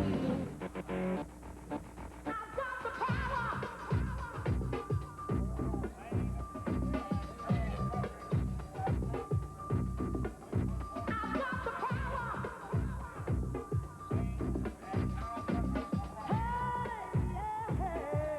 You know, John, you watch them run, and they seem to have that same type of body lean that you talk about when you mention good running backs. That's exactly right. You know, the only difference right now is Enos isn't allowed to wear a tearaway jersey anymore like Earl Campbell did years ago. From Tyler, Texas, one of the greats in the game. Louisville with 2 timeouts remaining. 3rd down and 5 for Richardson and Penn State. Complete to the tight end, Control Brown with his first catch of the afternoon. 1st down, Nittany Lions tackled by Bethel. And this is a young guy who has a lot of promise here for Penn State, Control Brown. Very gifted receiver, good speed. He's just learning to play the position. He's one of 4 true freshmen to play for Penn State last year. You know, the 85 scholarship rule, a lot more freshmen are playing now. Penn State, 1st and 10. Enos on the sidelines. See, now here's your 2-minute offense. You know, they got a little impatient early and went up top to Juravicius, but now this is good clock management by Penn State. Richardson getting his instructions from the sidelines. It's Fran Ganser and Joe Paterno having a bit of a debate. Not the first time in the many years they've been together debating what to call offensively. Ganser in his 26th year. 2nd down and 6 for Penn State.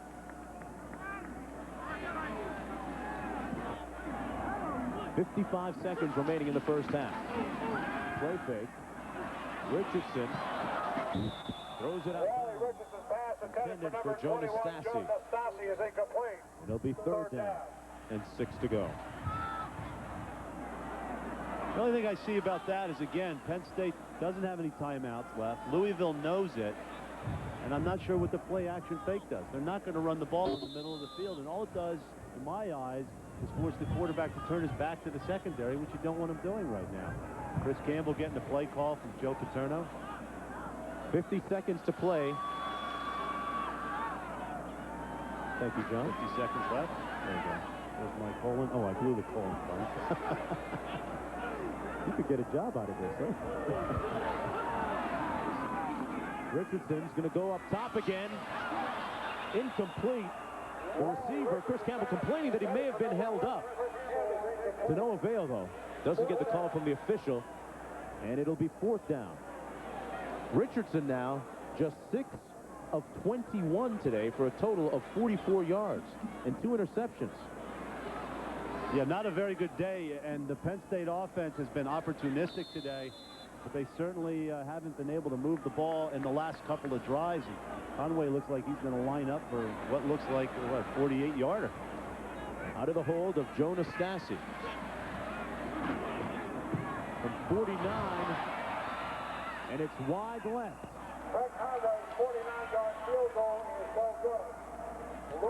So Louisville breathes a collective huge sigh of relief after that errant field goal attempt by Conway. And they'll get the ball first down and 10. 40 seconds remaining in the first half. Hey, with 40 seconds and 2 timeouts, any kind of points on the board would be welcome here by Louisville. It's interesting that this Louisville defense is very brash, and oh yeah, they'll talk some trash. Oh, there you go. You know what you need right now is a Jack Lambert. Remember when the kicker Tony Frisch, right, messed with? He came over and just wailed him. Slammed them to the turf. Instead, maybe electing to run out the clock here, John. And the way things have gone in the first half, maybe that's a wise decision. I thought they would try their shotgun offense, and I think they need to move Payne in the pocket a little bit. Try to get the field cut in half and get him some protection so he can just look at 1 or 2 receivers and try and launch the football. Question begs, though, you have to wonder, too, if we might see Chris Redmond at some point in the second half. He's a highly touted player coming out of high school a couple years ago. Yeah, we saw him last week, and Tim Couch from Kentucky played in that game as well. He was the high school player of the year last year. You had 2 really promising young men in that game. They run the ball over the right side of the line of scrimmage. Otis Floyd on the carry. Brandon Short making the tackle. There's a look at Redmond, whose jersey is clean still for now. And that's the end of the first half of play. Ron Cooper's crew trailing 21-0. John Saunders with scores and highlights at halftime coming up.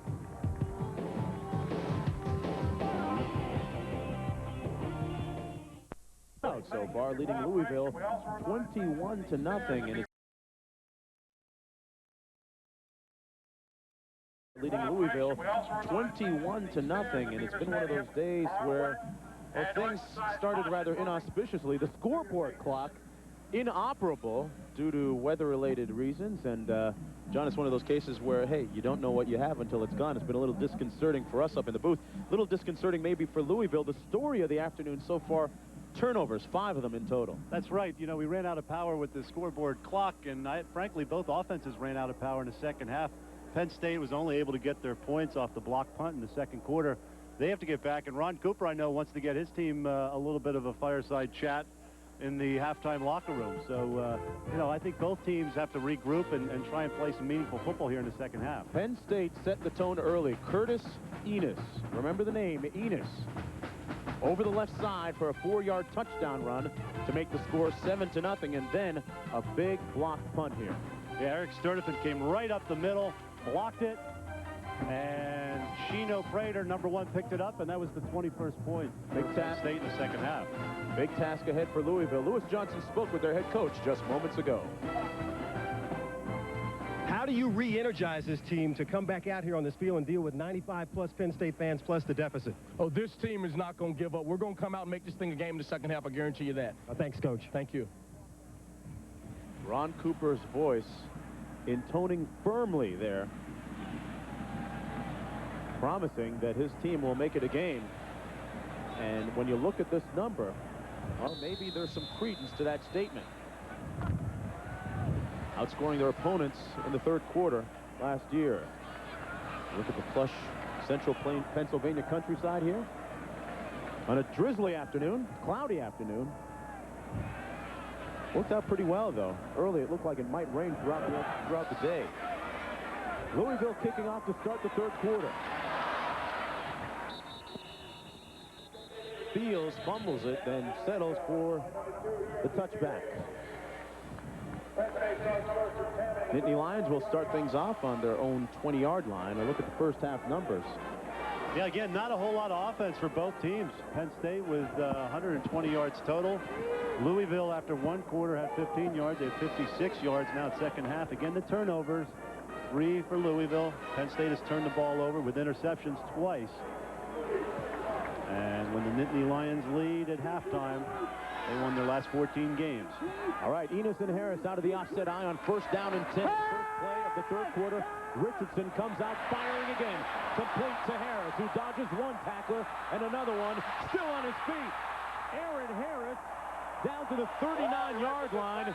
The Louisville defense was trying to strip him of the pigskin to no avail, though. Rico Clark finally making the tackle at the 39-yard line. A 41-yard pickup. Yeah, go ahead. Did one. Again, Harris in the flat. He gets the ball, and a couple of times you'll see Louisville defenders try to strip him of the football, but this is why they're so excited about right there. Freeze it there for a second. Look at him. He covers the football and drives the legs and keeps right on going. Excellent job by Harris. You can see why they're so excited about him as a running back. First down and 10. Richardson on the play fake again. Man open at the 30-yard line. That's Jonas Stassi, the 5'11", 184-pound junior. All he needs, the coaches say, is a little bit of playing time to become a good one. You know, Penn State goes right back to passing the football. I think they want to get this passing game on track. And look at Wally Richardson. He's happy about that, throwing the pass to the sure-handed receiver Joe Nastasi, and there's some real concentration in those eyes. They come out gunning here early in the third quarter. 3 receivers out. Little flanker screen. Enos catches it. There's a flag down. Enos is down at the 10-yard line, but this one could come back. Yeah, it's going to be a clip. That'll be a clip for sure. Player was hitting the back. Curtis Enos was lined up at wide receiver, and they ran a quick screen to him. Or pushing it back. I guess I'm just from the old school. I call everything that's hitting the back a clip still. And they'll march this one back. We have an injured player from Louisville down on the field. That is Sam Madison, number 13. Hey, Madison was probably locked in coverage one-on-one with Enos. You know, they don't want Enos to split out and get the mismatch with Enos on a strong safety. There he is, one-on-one. Now watch this, a little hesitation. The flow goes away. Madison reads it. He drives up to the football. There's the push in the back. That's what you see there.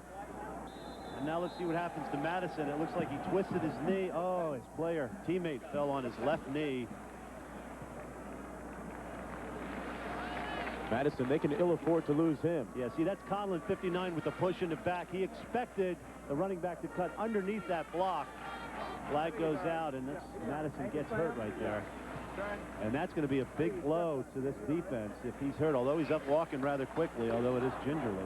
Madison already with an interception this afternoon. Has 4.3 40 speed. One more look. That's Matt Conway, who fell on his knee.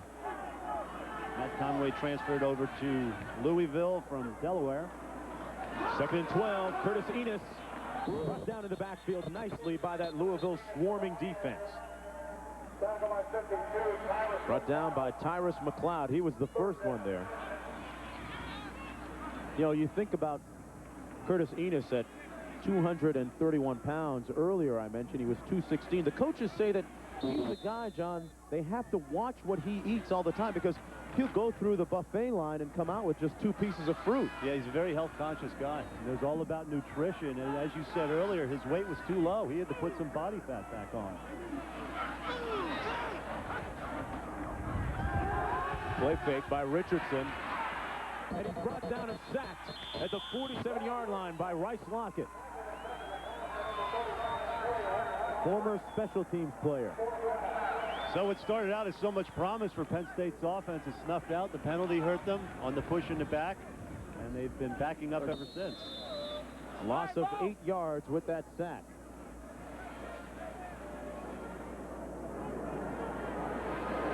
Again, third down play action, and almost gets the ball batted away by one defender. That was Carl Powell, 51, who almost got his hand on the ball. Kenya gets off a high punt that bounces at the 5. Can they down it? No. The answer is no. When they come out to the 20-yard line. Sam Madison hoping, praying to get back into the ball game. They'll try and tape him up and see what happens. We'll be right back. Well, our man with the clock on the sidelines tells us there are 13 minutes and 40 seconds remaining in the third quarter. Let me see, the little hands on the 13, the big hands on the 40. You can imagine if he drops that thing or something, you know. Hope he's got 2. You know, that's how it used to be in the old days of college football. Somebody held the clock, and you never knew, you know, if you were getting beat up on the road or not. Madison's getting his ankle tended to, so it wasn't his knee, which is better news than a knee. On the draw play, 1st and 10 for Louisville. That's Otis Floyd out to the 22-yard line. Floyd has yet to really break free from that Penn State defense. And speaking of the Penn State defense, haven't allowed a score in the last 6 quarters dating back to the USC game 2 weeks ago. The only USC score came when Aaron Harris, Penn State fumbled the ball late in the ball game in the end zone. Yeah.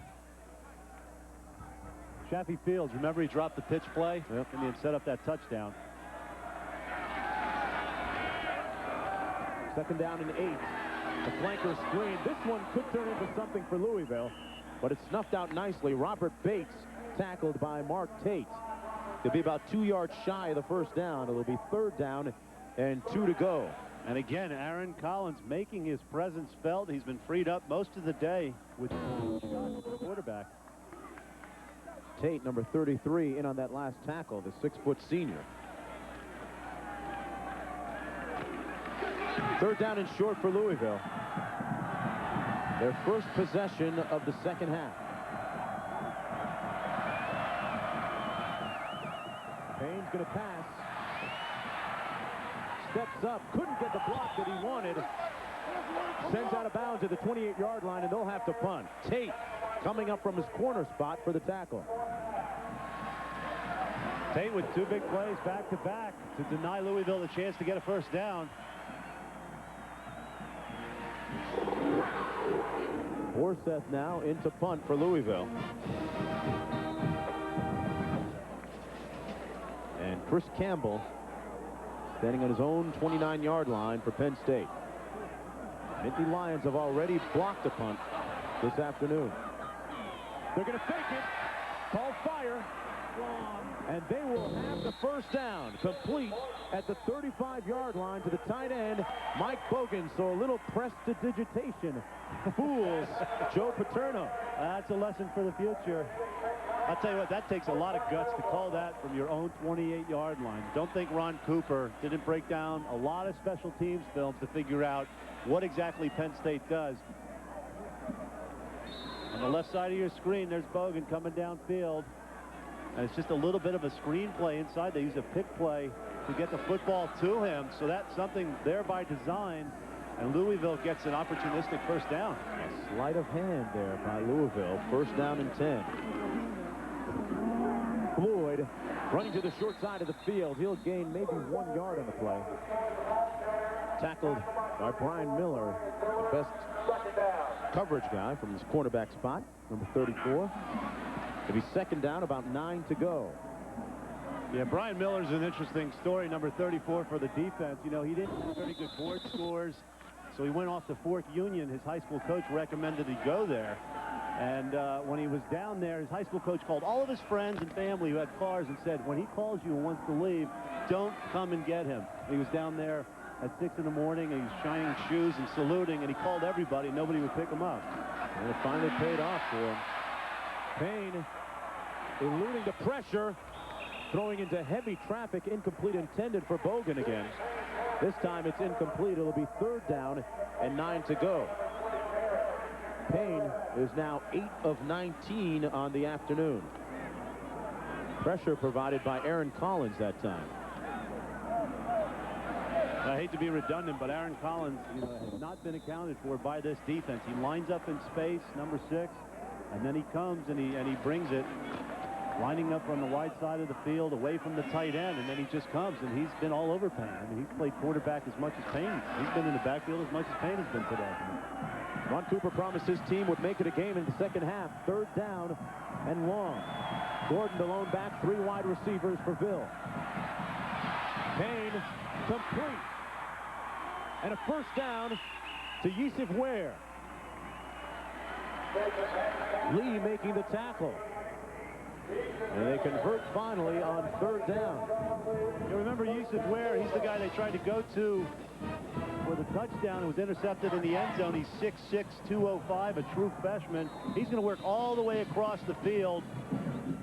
And there he is, using that big target of his to cradle that football in.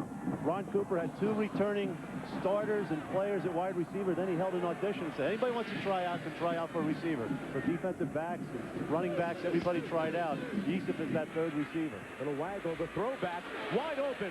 Man, Gordon has a host of blockers, and he's got real estate, folks. Donnell Gordon down to the 2-yard line. Louisville has just come into the building. Miller finally making the tackle.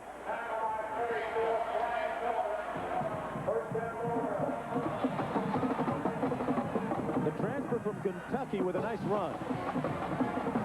Well, Payne again draws everybody to the other side of the field, fakes the football to Donnell Gordon, and then throws it back and uses the aggressiveness of Penn State. Stop it right there a second. You can see, again, across the field is where they throw the football. Go ahead and roll it now.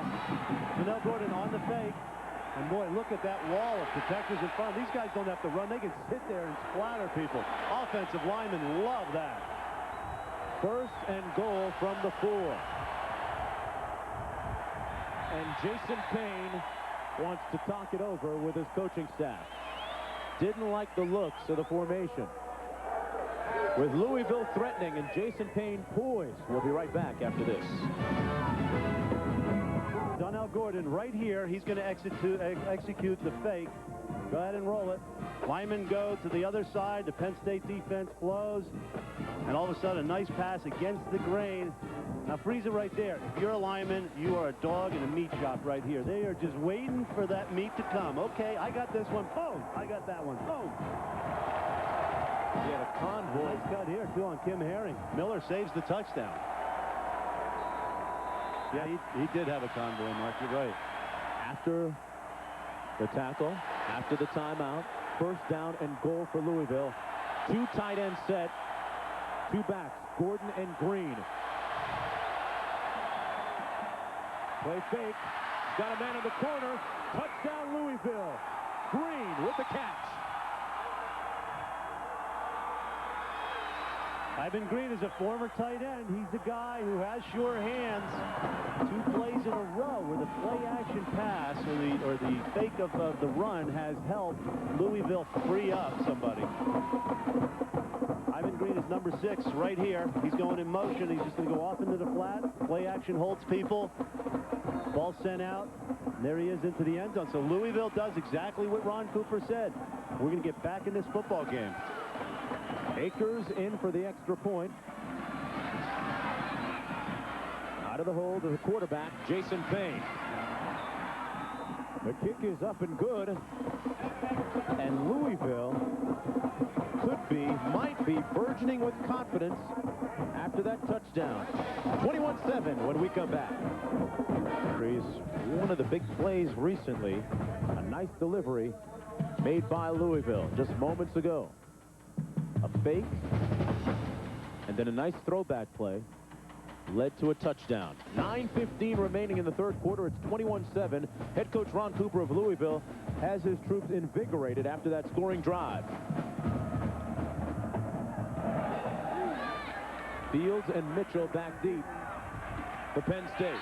And Cordell Mitchell takes a knee in the end zone. They'll start off on the 20. Couple of big plays in that drive, John. Yeah, it was all set up by the fake punt force. Well, actually, here's the big play that brings it back across the grain. Donnell Gordon on the throwback.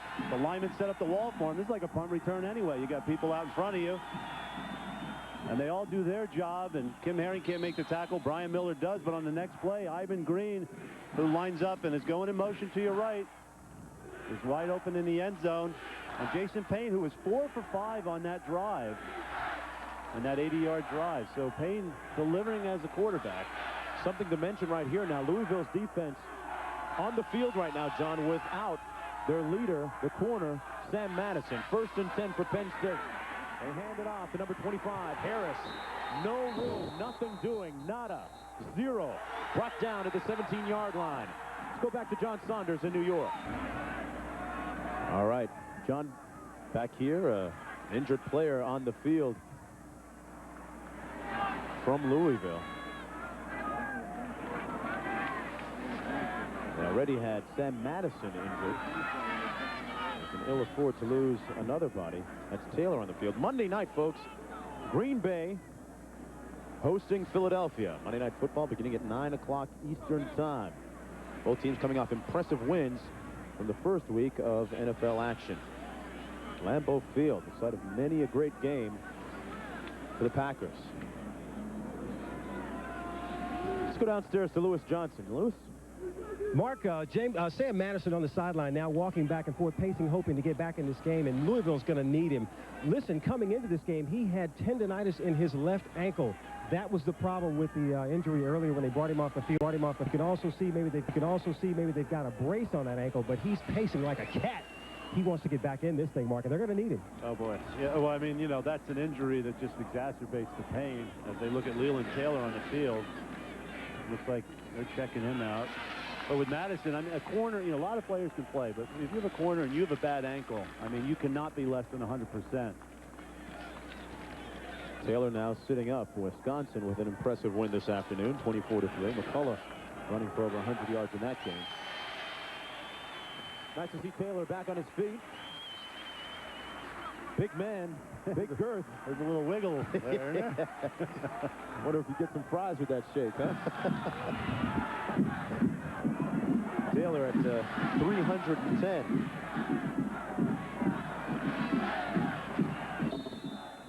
He's probably upset they pulled his shirt up, you know?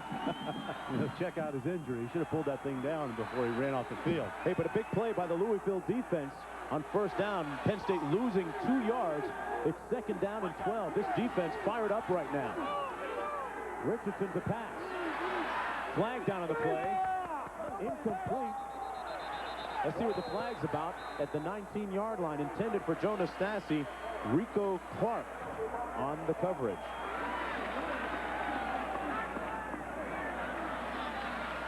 That was a miscommunication, quarterback and receiver. And again, I think that's why Penn State's throwing the ball as much as they are today.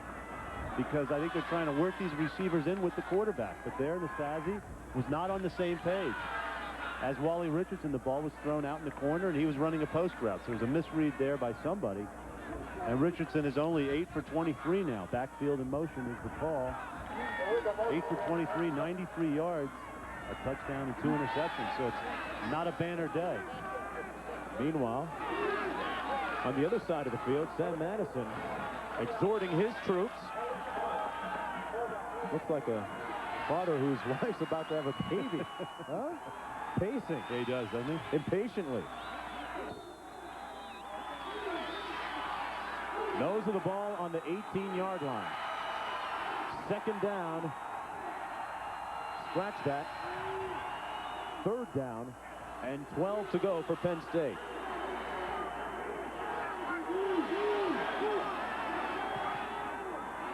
Richardson under pressure, gets it off, fires high, incomplete. And they'll have to punt. The pressure provided by Carl Powell. Time to do a little dance. Not too much, though, because Ron Cooper doesn't like those things. Can't blame him for being enthusiastic, though, after that play. This is what the Nittany Lions did 2 weeks ago against USC. You could see 71% of the time they ran the football.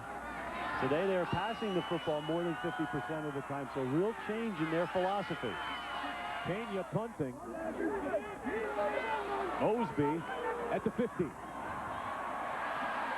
And Mosby brings it inside the 40. He's brought down at the 39-yard line. And, John, back to your point about Penn State, why you think they would tend to throw the ball now more? Well, you're right. I mean, it's a good question. You have Curtis Enos. Why not just let him run the football? Two things are happening. Louisville is shutting down the run. And secondly, Penn State needs to work on their passing game. Wally Richardson did not work with these starting receivers they have right now. Joe Juravicius, Chris Campbell, Joe Nastasi. So they're trying to get some time together and work with one another. But in that process, I think they're losing confidence instead of gaining confidence throughout this game. And moments ago, you saw the eyes of Joe Paterno ripe with concern. The counter tray. That's Otis Floyd, brought down by Brandon Short, number 43. The momentum swinging towards Louisville right now, partly due because of this play. Yeah, that's right. Here's the punter, Borsa, with a little bit of a screen action there. And Bogan, the tight end, makes the play, makes the biggest catch of his career so far in college football. And that kept the chains moving. Now imagine if that didn't work from their own 28-yard line. Penn State in all likelihood would have scored. But hey, he rolled the dice and he can do that. That's a great, great call by Ron Cooper. Cooper, the sly fox of horse country. They hand it off to Floyd. Ducks one tackler, falls and lunges forward to the 32-yard line. Ornattle making the tackle. It'll be 3rd down and about 2 yards to go for Louisville. Trying to keep this drive alive. Look at the official timekeeper on the sidelines. Yeah, he's got, I wonder if he's getting a callus. Look, he's got tape around his hand. He's holding that thing so tightly.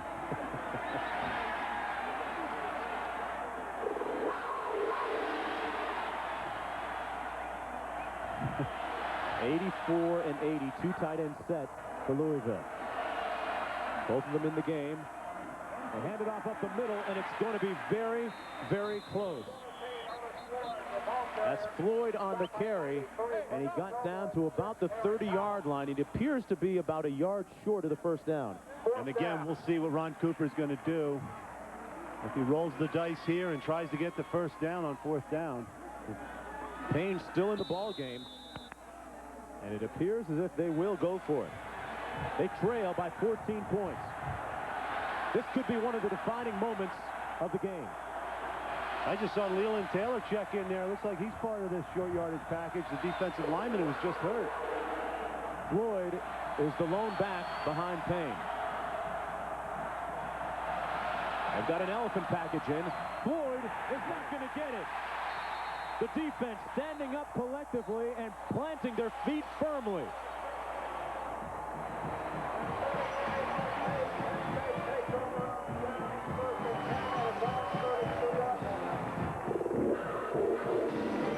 So this time, Cooper rolls the dice, and it doesn't work.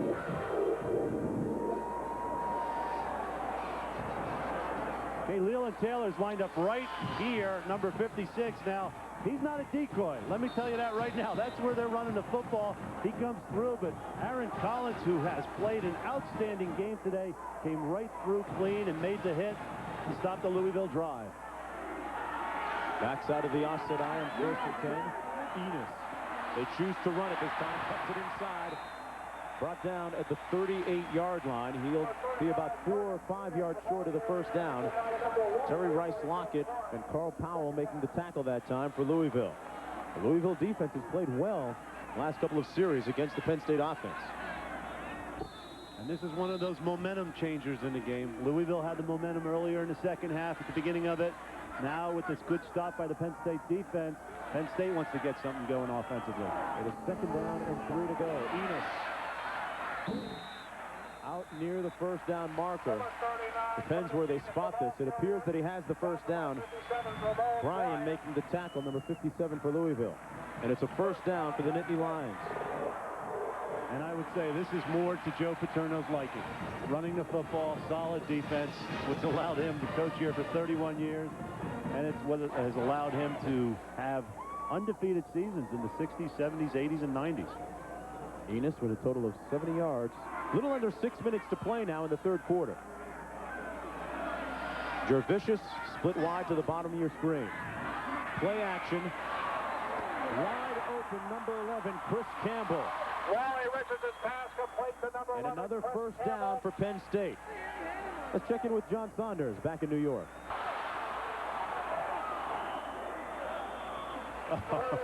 Boy, that ball was loose for a long time. It sure was. I mean, it went through the 5-hole on about 5 different guys. Yeah, he just dropped it, fell off of him, and then went underneath everybody. And Chris Campbell probably made the best reception he's had in his career right there, jumping on that football on the ground. You and I, John, were about the only two that didn't have a shot at that. Another look. There it is. Umpires Joe Nastasi, number 21, made the reception there. He's that sure-handed player, holder on the extra points and field goals. Second down and 9. Huncho Brown, the tight end, on the left side of his line of scrimmage. Campbell in motion.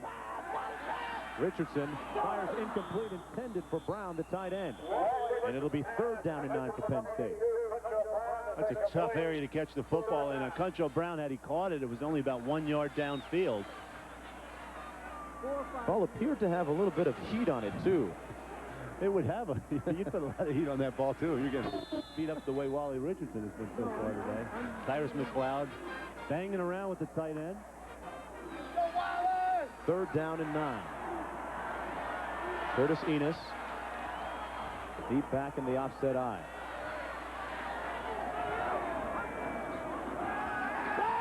Another play fake. Richardson fires incomplete, intended for Aaron Harris. Another pass attempt, another incompletion. And Penn State will punt. See, and again, here's my point. It's 3rd and 9, and Penn State is trying to run a play action.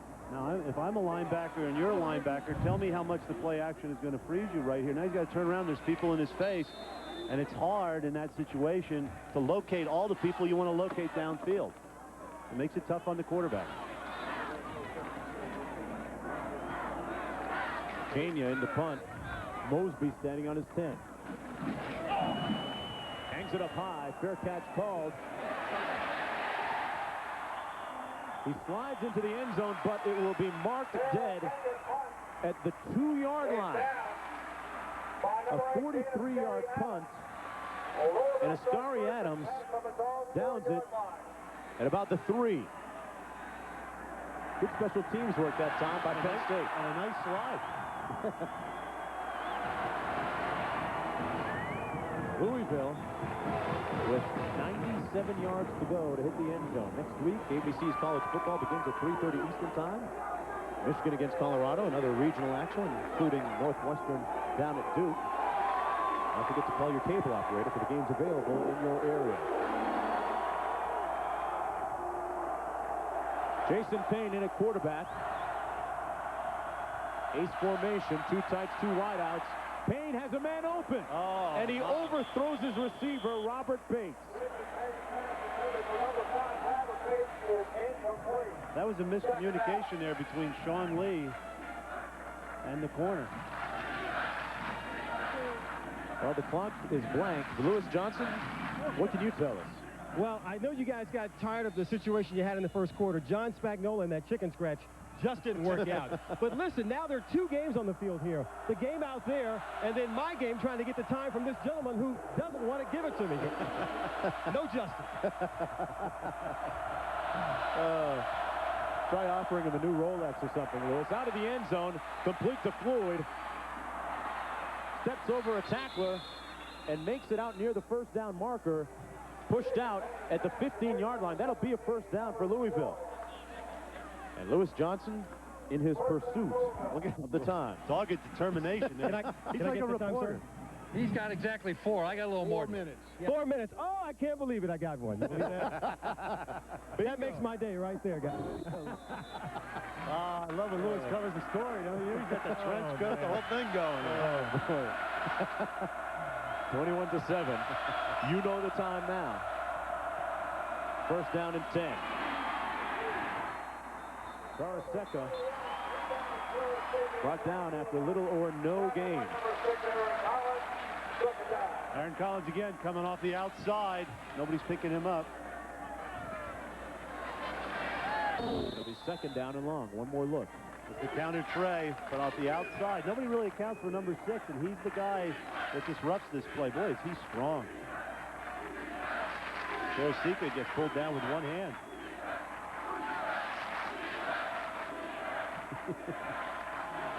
Ron Cooper frustrated.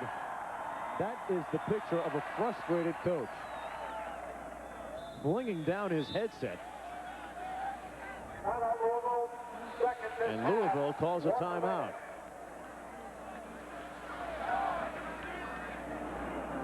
Coach Coop, 3 minutes and 25 seconds. Well, Payne's got to be disappointed. He had a great opportunity on that one pass play where he overthrew Bates. It was a blown coverage. He had him all alone down the sideline, and that, you talk about turning this game around and changing the momentum.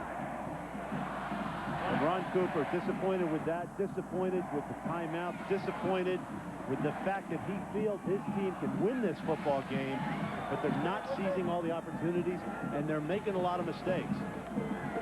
We are told there are 3 minutes and 25 seconds to play in the third quarter. Louisville trailing 21-7. Ron Cooper telling us a couple of days ago that Lou Holtz was one of the bigger influences on his coaching style. And Lou Holtz may have reacted the same way, too. He's not afraid to show his emotions. Another influence in Cooper's coaching philosophy was Mac Brown, a coach that we got to look at last week, John, down in North Carolina. Actually, that was his first hire, Appalachian State, when Mac Brown was there. He's been around some good ones. Yep. Gordon alone back behind Payne. Second down, 10 yards to go for Louisville. Has time, complete underneath, out to the 22-yard line, the backup tight end, Gary Crowley. That play took a long time to develop. Credit the offensive line with Louisville being able to keep the Penn State defenders out. Crowley started out, went out toward the flat, came back underneath. Looking at about third down and 4 yards to go.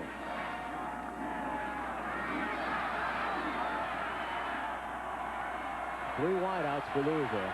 Single back set. The blitz coming. It's picked up, but not enough. That might be He grounding. throws it away, and that's grounding. Yeah, there's no intended receiver in the area. And you called it, Mark. The blitz did come. Jim Nelson was picked up on the blitz. But then things really started to break down for Jason Payne. Nobody freeing themselves to get open. Noble and Short pressuring the quarterback, Payne. You see 44 come on the left side here. He gets picked up. But that forces Payne to upset his rhythm. He can't reset his feet fast enough, and then finally Noble and company throw him down. Noble's a happy man. He likes that.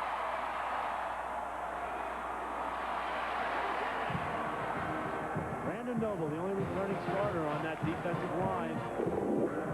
Fine afternoon here.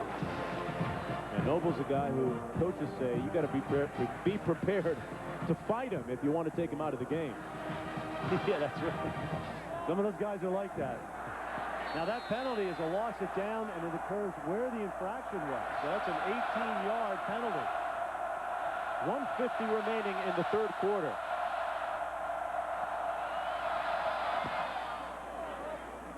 This is Tim Herring back at the 47.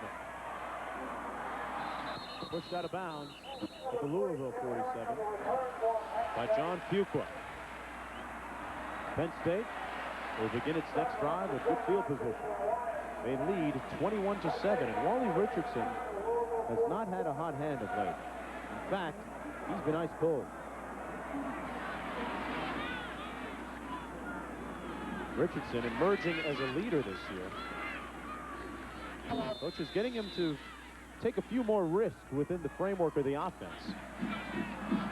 He's a conscientious guy, almost to a fault. 1:26 to play in the third quarter. 1st and 10, Penn State. Curtis Enos plowing his way down to the 42-yard line. Rice Lockett and Clark making the tackle. When you want to see a good running back, it all starts with the hips, the legs, the thighs, and the power of this young man. That's where he gets his explosion. We already talked about what great shape he's in, and the coaches just talk about, look at that, the first hit, the balance, another hit, and he just keeps driving and driving those legs, the knees up. Boy, that's the way you teach the young running backs how to run that. There's a guy who you cannot, definitely not arm tackle. Enos again to the short side of the field. Curtis Enos, nice spin move. Oh, he could have been on Soul Train with that spin. and there's the balance I talk about. I mean, you've got all the other elements of speed, and you've got the strength, but this is balance. This is something I can't even think about how to do, Mark. Right here, the pivot on the right foot on the grass field. It almost looked like he was going to slip down. Kept his balance and made the first down. That is truly incredible. Jerry Rice Lockett finally making the tackle. Nose of the ball on the 37-yard line. First down and 10 for Penn State. They give it to Enos, and this time he stops up at the 39-yard line. Let's go back to John Saunders in New York. Hey, Steve Spurrier with that brand new defensive coordinator this year. Paying dividends right now. Louisville's defense with a daunting task at hand. The whole Penn State. 21-7, Louisville trailing. Handed off to Enos, who bludgeons his way down to the 35-yard line. Kendrick Golston making the tackle at the 35. You know, one thing now in a passing situation, Sam Madison's out of the game. Surprised that Penn State hasn't tried to go after Deron Wiley, the cornerback who took his place. Deron really hasn't been tested yet, and you would think, you know, that's an obvious situation. You got a real good corner. He's out. There's Madison trying to get that ankle to feel better, and it looks like they just changed the corner on him, Mark. Well, that's the end of 3 quarters. 3 periods in the books. It's 21-7. River Stadium in State College, Pennsylvania. I'm Mark Jones in the house along with John Spagnola and Lewis Johnson, trying to get the time on the sidelines. We know that there are 15 minutes to play in the 4th quarter, and Penn State leads Louisville 21-7. Curtis Enos putting in a fine day for Penn State. Quick 3-step drop. And they go to work on the secondary that time.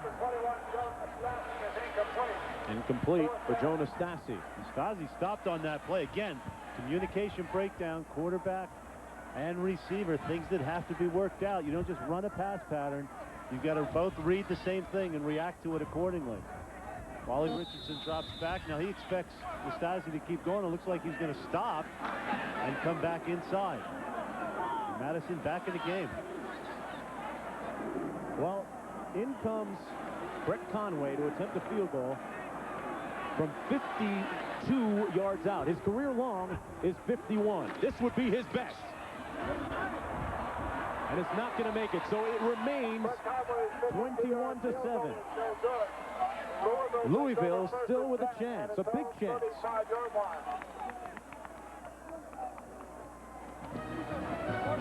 Joe Pa not happy about that. Louisville reinvigorated. We'll be right back. Brain trust on the Louisville sidelines. And that last field goal attempt. Hold there for a second. Sam Madison right here comes off the side. Just checked into the game with that bad ankle, and he jumps and gets just a little piece of the ball. You can see Conway just kind of look over at him at the end. And he's an excited man. Bad wheel and all, huh? Yeah, he Back is. in the ball game. Right now, the Louisville offense on the field. 1st and 10. Gordon, the deep back in the offset eye. And he gets the call. Gordon weaving his way over the 40. Donnell Gordon trying to get to the outside. Looking for a lane. Pushed out of bounds to the 45-yard line. Louisville first down. Sean Lee making the tackle, but not before a pickup of 20 yards, which gets a rise out of the few that have traveled from Louisville. Well, you know, Louisville must have seen that statistic, averaging 0.7 yards per carry. Gordon does a great job coming through the middle here, and only Sean Lee, who's only 5'7", is in a position to make the tackle. So the defense, and he pushes him into the bench. Donnell Gordon with the breakout of the day so far for this Louisville offense, and again, Penn State now on their heels defensively. Little play fake by Payne. Throws it downfield. Complete to Robert Bates. And they mark it at the 33-yard line. I don't know, did you hear the coaching on the sidelines during that play? So there he is, there he is, there he is. And they move the chains again. And in order, see, this is what I talked about, getting him out in the perimeter a little bit. Rick Nord, number 70, comes around. Good block by the running back. Cherasuk, and a great block by Nord, number 70. That gets Payne outside. That's something they haven't done or tried to do with their offense. But they are here in the 4th quarter. 2 receivers to the top of your screen. Payne rolls that way. And they throw it back. It worked last time. This time, Gordon cuts it inside, and he's cut down like a redwood at the 30 by Brian Miller. They went to the same play that went for almost 50 yards last time. This time, they didn't find the same kind of success, John. Yeah, last time they went to their right. This time they went to their left. I guess the only thing you can surmise is the left side of the defense, where Penn State is smarter than the right side. Again, we're going to see Payne go off to the left side. He works the ball. Gordon tries to slip underneath. It's the same kind of play they ran before. And yes, a lot of Penn State defenders are there, but one man stays at home, and that's the youngster Brandon Short. Does an excellent job, and Brian Miller comes in and makes the tackle. But Short was the one who stayed at home and allowed the defense to recuperate. And Ron Cooper, I got a feeling that headset is going to hit the ground again. They're going to have to build a better headset for that side of the field. Ron Cooper getting his troops to play. 21-7 when we come back. They have no timeouts remaining with 13:45 remaining in the 4th quarter. 2nd down, 11 to go. Otis Floyd in the backfield for Louisville. Bates in motion. Under pressure, Payne gets rid of it. The closest receiver was Robert Bates. And it'll be 3rd down and 11. Texas Tech rebounding from that loss last week against Kansas State. What's Ron Cooper do here, John? Any thoughts, any ideas? Well, they've been successful rolling out and throwing the football. The ball's on the right hash mark. So if he can get Payne out on the left side in the coverage, I mean, it's definitely, I think, a situation. His defense is playing well. He's got to think about picking up the 1st down and using 2 downs. Montano split to the bottom of your screen. Payne comes to this side. And Floyd is shot down at the 32-yard line by Brian Miller. Yes, it's Miller time. A nice stop in the open field. And it'll be 4th down for the Louisville offense. I have to wonder if they're thinking field goal or punt at this point. They've already faked a punt once today, successfully too. And Forsyth comes out to punt the football. And I'd be surprised if they were able to execute a fake punt right now. It had stopped raining, but now the rain is starting to come down again. Forsyth standing on Penn State's 44. And they're going to fake it again. Going into the end zone. Touch. No, it's incomplete. It was ripped loose. It was in the arms of the receiver. I can't believe what the audacity they had, don't they? To be able to run a fake punt like that. Sam Madison, bad ankle and all, came into the game and actually appeared to have it in his arms for a minute. Here's another look. Oh, he got great position behind Kim Herring. Now, Kim Herring can play free safety, so he's got the guy you want back there. Look how high in the air he gets. He has it. He has it. He doesn't have it. It's pulled out by Miller at the last second. Brian Miller from behind. Madison wins that battle, and Miller knocks it away. What a great play by Miller. That close. We'll be right back. We'll select the genuine Chevrolet Most Valuable Player of the Game from each team. To date, Chevrolet has awarded nearly $6 million to the scholarship funds of America's colleges and universities. And Ron Cooper will take a risk from time to time. Yeah. There's Jeremy Borseth throws the pass. He says, I'm going to throw a 31-yard touchdown pass. Wait till you see my efficiency rating. It's going to be tops in the country. Yes, yes. Oh, no. There goes my rating. Got to admire Ron Cooper, though. A man is willing to take risks, and this program's going to get better and better at Louisville. They're trying to establish themselves as one of the better programs in the country, and this is one of the better runners in the country, Curtis Enos. Cooper has a very tough non-conference schedule this year, and keep in mind that next year, among other non-conference opponents, they have Illinois as well as Oklahoma. The rain coming down profusely. And that's right. They have an SEC game, a couple of Big Ten games. They're playing, not afraid to go outside of their own conference. Big 12 game against Baylor. Enos finally brought down at the 37-yard line by Rico Clark. It'll be third down and about 4 to go for Penn State. At this time, you'd expect Penn State to hand the ball off a lot to the backs and use a little bit of clock. Yeah, and you know, Louisville defense is a heck of a lot better than what USC did last week. Rico Clark knocking them down there, and Conway falling on top. Enos 2 weeks ago with 241 yards, adding to that total in a big way today. Vaulting himself as one of the favorites for the Heisman Trophy. And here's Aaron Harris. Out to the 47 and a first down. Well, we saw North Carolina last week. John Saunders, what's happening with them now? Taking on Syracuse today, a personal foul penalty against the Orangemen, keeping this drive alive for Carolina. Maurice McGregor from a yard out makes it a 7-0 lead, and Carolina has just recovered a fumble in Syracuse territory. 7-0. Mark.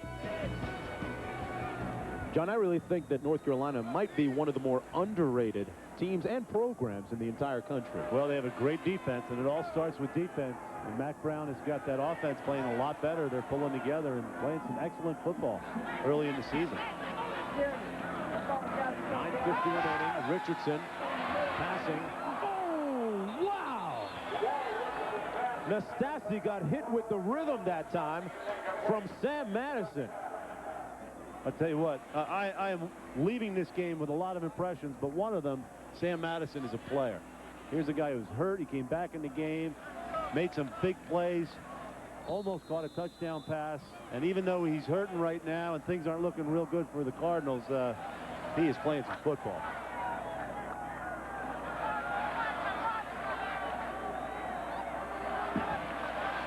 Richardson, 10 of 30 on the day. Enos is split wide to the top of your screen. Second down and 10 for Penn State. A counter trade, gaping hole for Aaron Harris. He's finally brought down near the first down marker at the 44-yard line. Jason Wyatt with the tackle.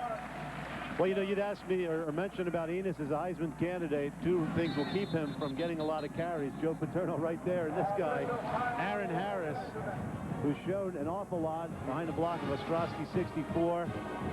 So watch the leg drive on him. He's a guy that has a lot of promise as a running back, and there's a lot of fine tailbacks and fullbacks on this football team. Of course, you mentioned Harris moved from tailback to fullback, wasn't completely thrilled, but he's in the football game and playing, and they're giving him his share of carries.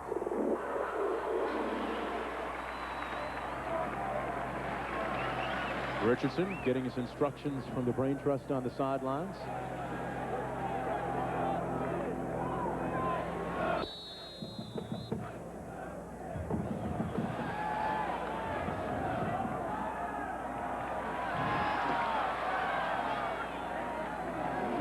gets the carry to the short side of the field.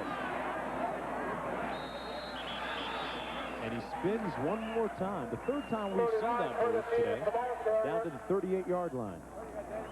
You don't tell great running backs what to do.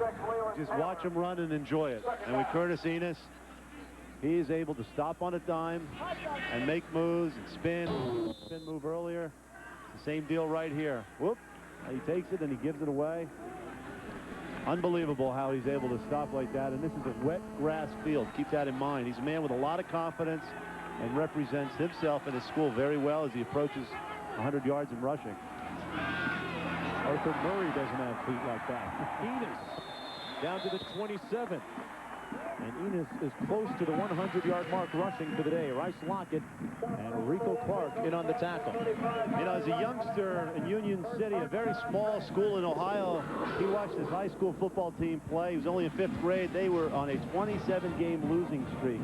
And he went up to the coach after the game. The coach's name is Dan Cox. And he said, "Coach, hang in there. It's going to get better." And the coach said, "What's your name?" He said, "Curtis Enos." He says, "I never forgot that." And sure enough, when he came to play, we had winning records, and he ran for thousands and thousands of yards in high school. And he's run for over 100, John, today. Little counter step taken by Harris. Finds a hole, still on his feet. Aaron Harris. The A-train stops at the 8-yard line. John Fuqua making the tackle. Let's check in with John Saunders back. All right, 1st and goal to go for the Nittany Lions, leading 21-7 here in the 4th quarter. Curtis Enos brought down at the 9-yard line by Terry Rice Lockett. Imagine that, though, John. A guy of Enos' size with only 7 or 8% body fat. That's incredible. I'll tell you the truth, I can't imagine that. Must have something to do with that Haagen-Dazs. Well, we were at the Creamery yesterday having ice cream, and I can't imagine that. One of the better places to visit here on campus at Penn State. The price was right, too. Goal to go. Underneath complete. Harris comes out of the backfield, sits down and falls down at the 6. Tyrus McLeod making the tackle. It'll be 3rd down and goal to go for Penn State. That's the play, John, that they scored on earlier in the ballgame. Yeah, it is, and they went back to it. This time Louisville, give them credit, saw the play, and they adjusted and did a nice job against it, but they did not catch Louisville in the blitz like they did last time. I think, you know, that's when you expect something as a coordinator. You say, this is their tendency, they're going to blitz. I'll tell you what, 349 yards after 2 games is not bad. About a quarter of a mile, huh? That's about how far I jogged today. 3rd and goal. Nastasi in motion to the top of your screen. And it bounces to Jervicius, incomplete. In the NBA, bounce passes count. In football, they don't. And it'll be 4th down and goal to go with a score 21-7, Penn State leading. Hard to throw fast. Watch how Richardson gets hit right in the stomach. Rondell Marsh, number 95, exerted the pressure there. Jervicius, you can see the frustration in that young man. He had the cornerback beat. He was wide open down the middle, and, well, that's going to leave Joe Paterno scratching his head, and Jervicius probably saying some things right now under his breath that he doesn't want anybody else to hear. Yeah, it's a family show here in ABC College Football. Field goal attempt coming from 23 yards out. Conway in. And this one is good. Splitting the pipes to make the score 24-7. A rainy, cloudy afternoon. You can color this day Penn State Nittany Lion blue so far. We'll be back.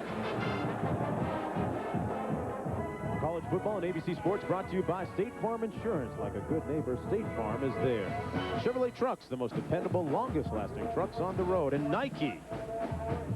And Valvoline, the #1 choice of America's top mechanics. People who know use Valvoline.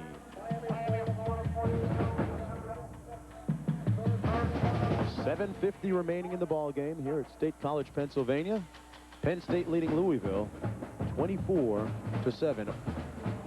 And we want to remind you that has not been functioning since the top of the day. That is the man with the official time on the sidelines, being stalked by our Lewis Johnson. There he is. Excuse me, sir. Sir, I'm 1 for 5 today. You think I can get the official time this time? 750. 750. I'm 2 for 5. 2 for 6. That's awesome. Thank you so much. Enthusiastic response from our timekeeper, huh?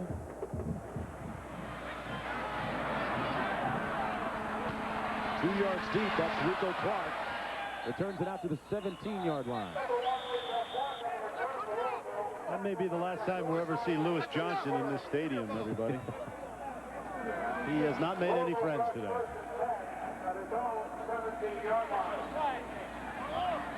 Nothing friendly out on the gridiron either between Louisville and Penn State. A little extracurricular activity right there.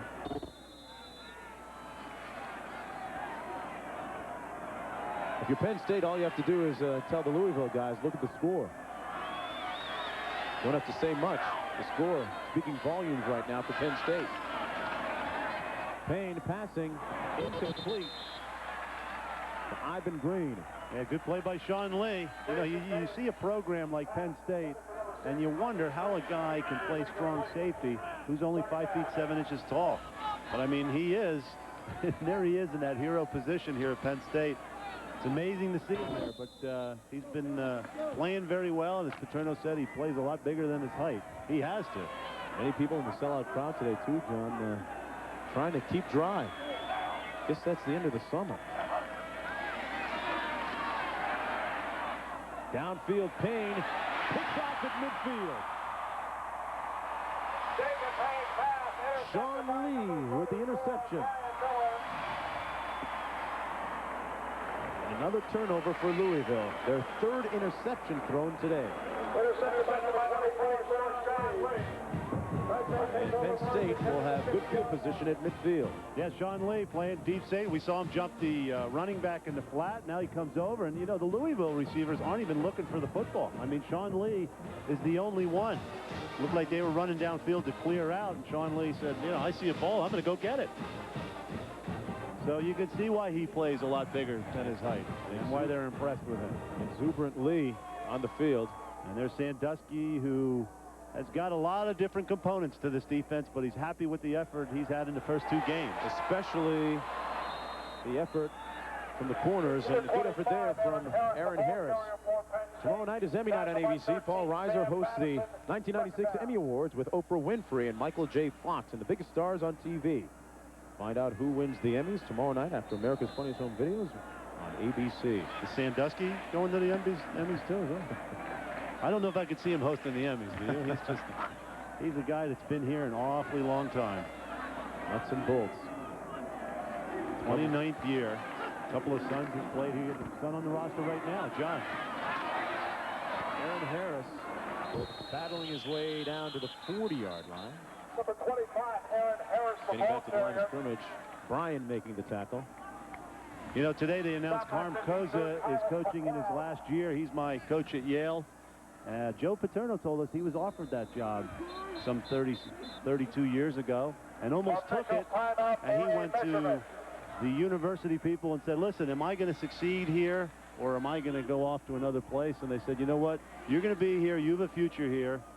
And as a result of that, he stayed here at Penn State, and Carm Koza got the job. But I'll tell you what, there are no 2 finer men in the history of college football than Carm Koza and Joe Paterno. I wish Coach Koza well in his last season. I know he joined a lot of ex-players, wishing him a great send-off at Yale. Well put. And when you think about Paterno, you think about a coach that has seen many student athletes come through the locker room. Interesting that he said, John, a few days ago to us that he thought today's student athletes were better in the respect that they were more disciplined. They have to go to class earlier. They have longer days. They have to train. They have to get sleep. They have to keep up in the classroom. And they're more disciplined in spite of the very difficult environment. Richardson and to the backup fullback. Perry, the ball carrier on that play, stopped up behind the line of scrimmage. Coaching a family affair. Look at Joe's brother. That's George Paterno doing the radio. He's nice and dry. You know, it's funny talking to Paterno. He's so involved in raising money for the library. Of course, they named a wing after him in the library. He also talked about the fact that they're losing a dean, Nancy Klein. You would think he was going to lose a star offensive player or his offensive coordinator, something like that, but he's so involved in many facets of this university. New quarterback in, that's Mike McQuarrie, number 9. Hands it off to Cordell Mitchell, the backup tailback, who's in the ball game for Curtis Enos. Gains about 4 yards on the play. There's a look at McQuarrie, who came in 2 weeks ago to play fairly well against USC. Yeah, he doubled his output. He had thrown 4 career passes. Last week he threw 4, so he's happy about that.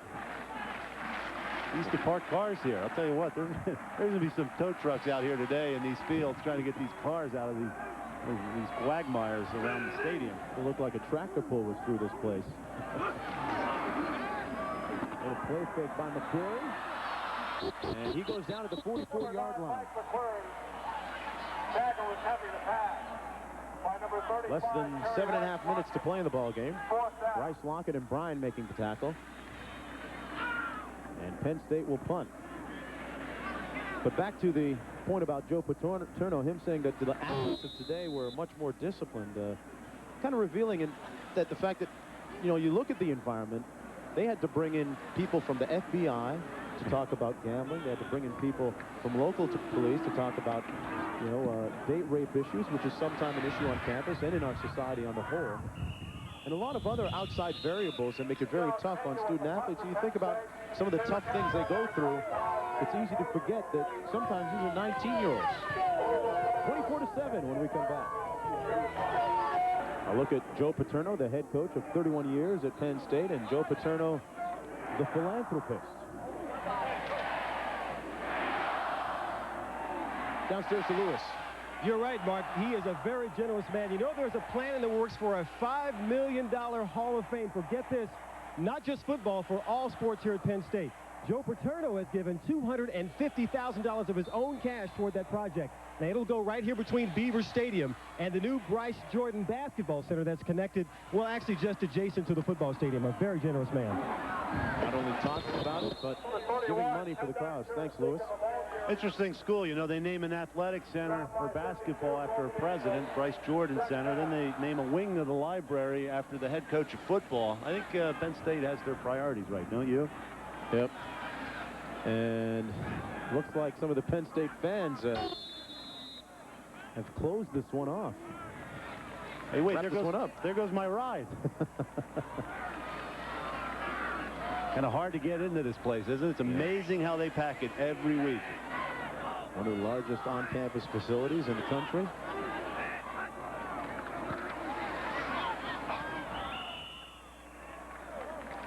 Used to be the number 2 on-campus facility in terms of attendance in the NCAA and in the country, and now it's number 3. You know, part of the problem is on the right side as we pan over. They can add some end zone seats, but a lot of people don't want to lose that view of Mount Nittany coming up on the right there. I suggested to Joe that they move the mountain. They probably could move the mountain. Huh? If anybody can move mountains, he can. Some people think that he can.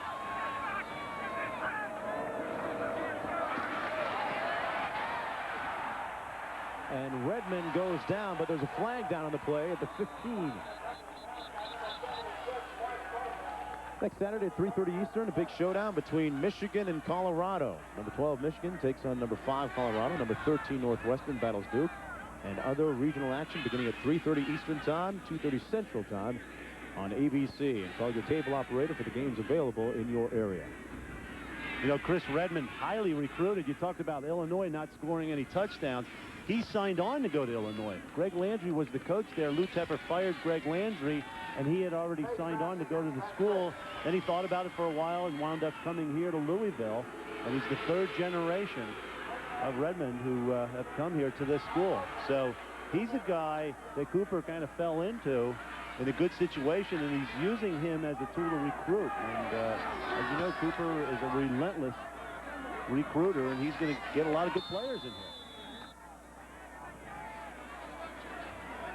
Good talent down in Louisville, including someone across the way from Louisville, Kentucky, Tim Couch, the freshman quarterback who played last week against Louisville. This is Charaseka out near the 30-yard line, brought down by number 1, Shino Prater. Prater recovered a blocked punt for a touchdown earlier today. Here's a look at the starting quarterback, Jason Payne for Louisville. They talk about the contrast between Payne. His quarterback coach, Don Kirkpatrick, said Payne is a free spirit guy. You know, he slings it, he throws from the hip. He said Chris Redmond, his whole hair is combed and there's never a hair out of place. Here's the flanker screen. Complete to Robert Bates at the 32-yard line. Payne likes to run out of the pocket, do things on the move, and they said Redmond just likes to stay in the pocket and throw the football. Well, if you comb your hair, that's the kind of thing you should do. You can't comb your hair and have it real neat all the time and then try and scramble and make yards. So Quarterbacks, pretty boys as opposed to tight ends, huh, John? Is that what you're trying to say? Yeah, but I'll tell you what, tight ends are always hanging around quarterbacks because they know how to get that football. Take them out to eat, help them with their classes, anything you can do. 2nd down and 9 for the Cards. They trail 24-7. Redmond flushed out of the pocket. Flag down. Redmond still on his feet. He shows a little foot speed. Redmond brought down, shot down at the 41-yard line by Derek Fox. Oh, he's lucky he didn't lose his legs on that. I mean, just get out of bounds next time, Chris. That little move he put at the end there did him no good at all. It just exposed him to a hit. Randy Sims will give us the call. It's got to be holding in the backfield. Randy Sims with the call. Yeah, that little move on the inside did him no good at all. He's just better off getting out of bounds as quickly as possible. Boy, that one looked painful on the knees, didn't it? Yeah, he bounced right up, though. Derek Fox in there. Got him underneath, getting a shot at the quarterback, and Sandusky trying to get as many players action as possible. No, he doesn't. He was trying to make a call there. He didn't even make a defensive call. There we go. Boy, oh boy. 1:55 remaining in the 4th quarter.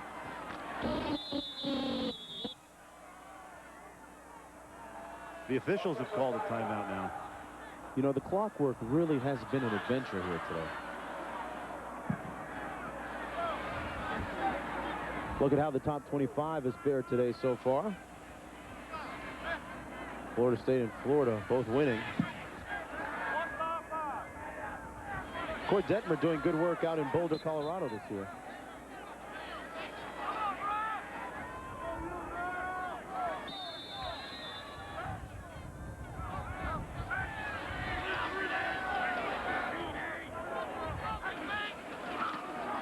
Redmond's going to pass. Up top complete to Montano. Montano out to the 33-yard line. Tell you what, that was impressive. There's the second 20 or second 10 in the AP top 25. Miami winning today. Not a whole lot of changes in the top 25, but I guarantee you things will be a-changing. North Carolina has now gotten into the top 25. We'll see what happens with that Syracuse-North Carolina game. Big game for them. Here it's 24-7. Penn State on the verge of improving to 2-0. Louisville falling to 1-1. The pass complete to the tight end, Mike Bogan. His second reception of the afternoon. Tackled by Eric Sturdivant. Time permitting, stay tuned for the Thrifty Car Run, the post-game report featuring scores and highlights from across the country. John and Todd Blackledge, Saunders and Blackledge will get you up to date on the scores and highlights from a busy Saturday afternoon in college football. And our time man on the sideline says there's about 1:05 to play in the 4th quarter. 4 wide receivers out for the Cardinals. Redmond steps up and tucks it under himself. He likes punishment. I guess he wants to feel like he's gotten in the game, get a little dirty. Well, he did the right thing there. He ducked just in time, didn't he? It's always great when those defenders hit one another on the head instead of having them sandwich you. Courtney Brown making the tackle that time, along with Aaron Gatton. It's second down and 4 to go for Louisville. Approaching 1 minute to play in the ball game. Ron Cooper's team battled, though, in the second half. And he promised that they would. Redmond going to put it up again. Firing incomplete for Montano. Chris Redmond's pass intended for number 8, but Young Montano is incomplete. 17 seconds remaining in the ball game. Yeah, I think they really hurt themselves, Ron Cooper's team. I mean, they were in a position here, and he's going to teach them how to win. But he's in a position where a lesson here against the, top 10 team. He's going to say, guys, look, play with them. Look at the mistake you made here on the fumble. Look at the block punt. Look at some of the other things that you did here today. All right, the tape's off. Lewis made a friend, no? Can you believe this? You don't have to suck up to him now, Lewis. Come on. You should never wish time away, though. Redmond down to the 26-yard line. And that will bring a close to this ball game. The genuine Chevrolet MVPs of the game are Sam Madison from Louisville, who played courageously, and number 39, Curtis Enos from Penn State. Chevrolet will donate $1,000 to each school's general scholarship fund to reward outstanding students for their academic achievements and to assist those in financial need. We'll be back for the Thrifty Car Rental post-game report in just a minute.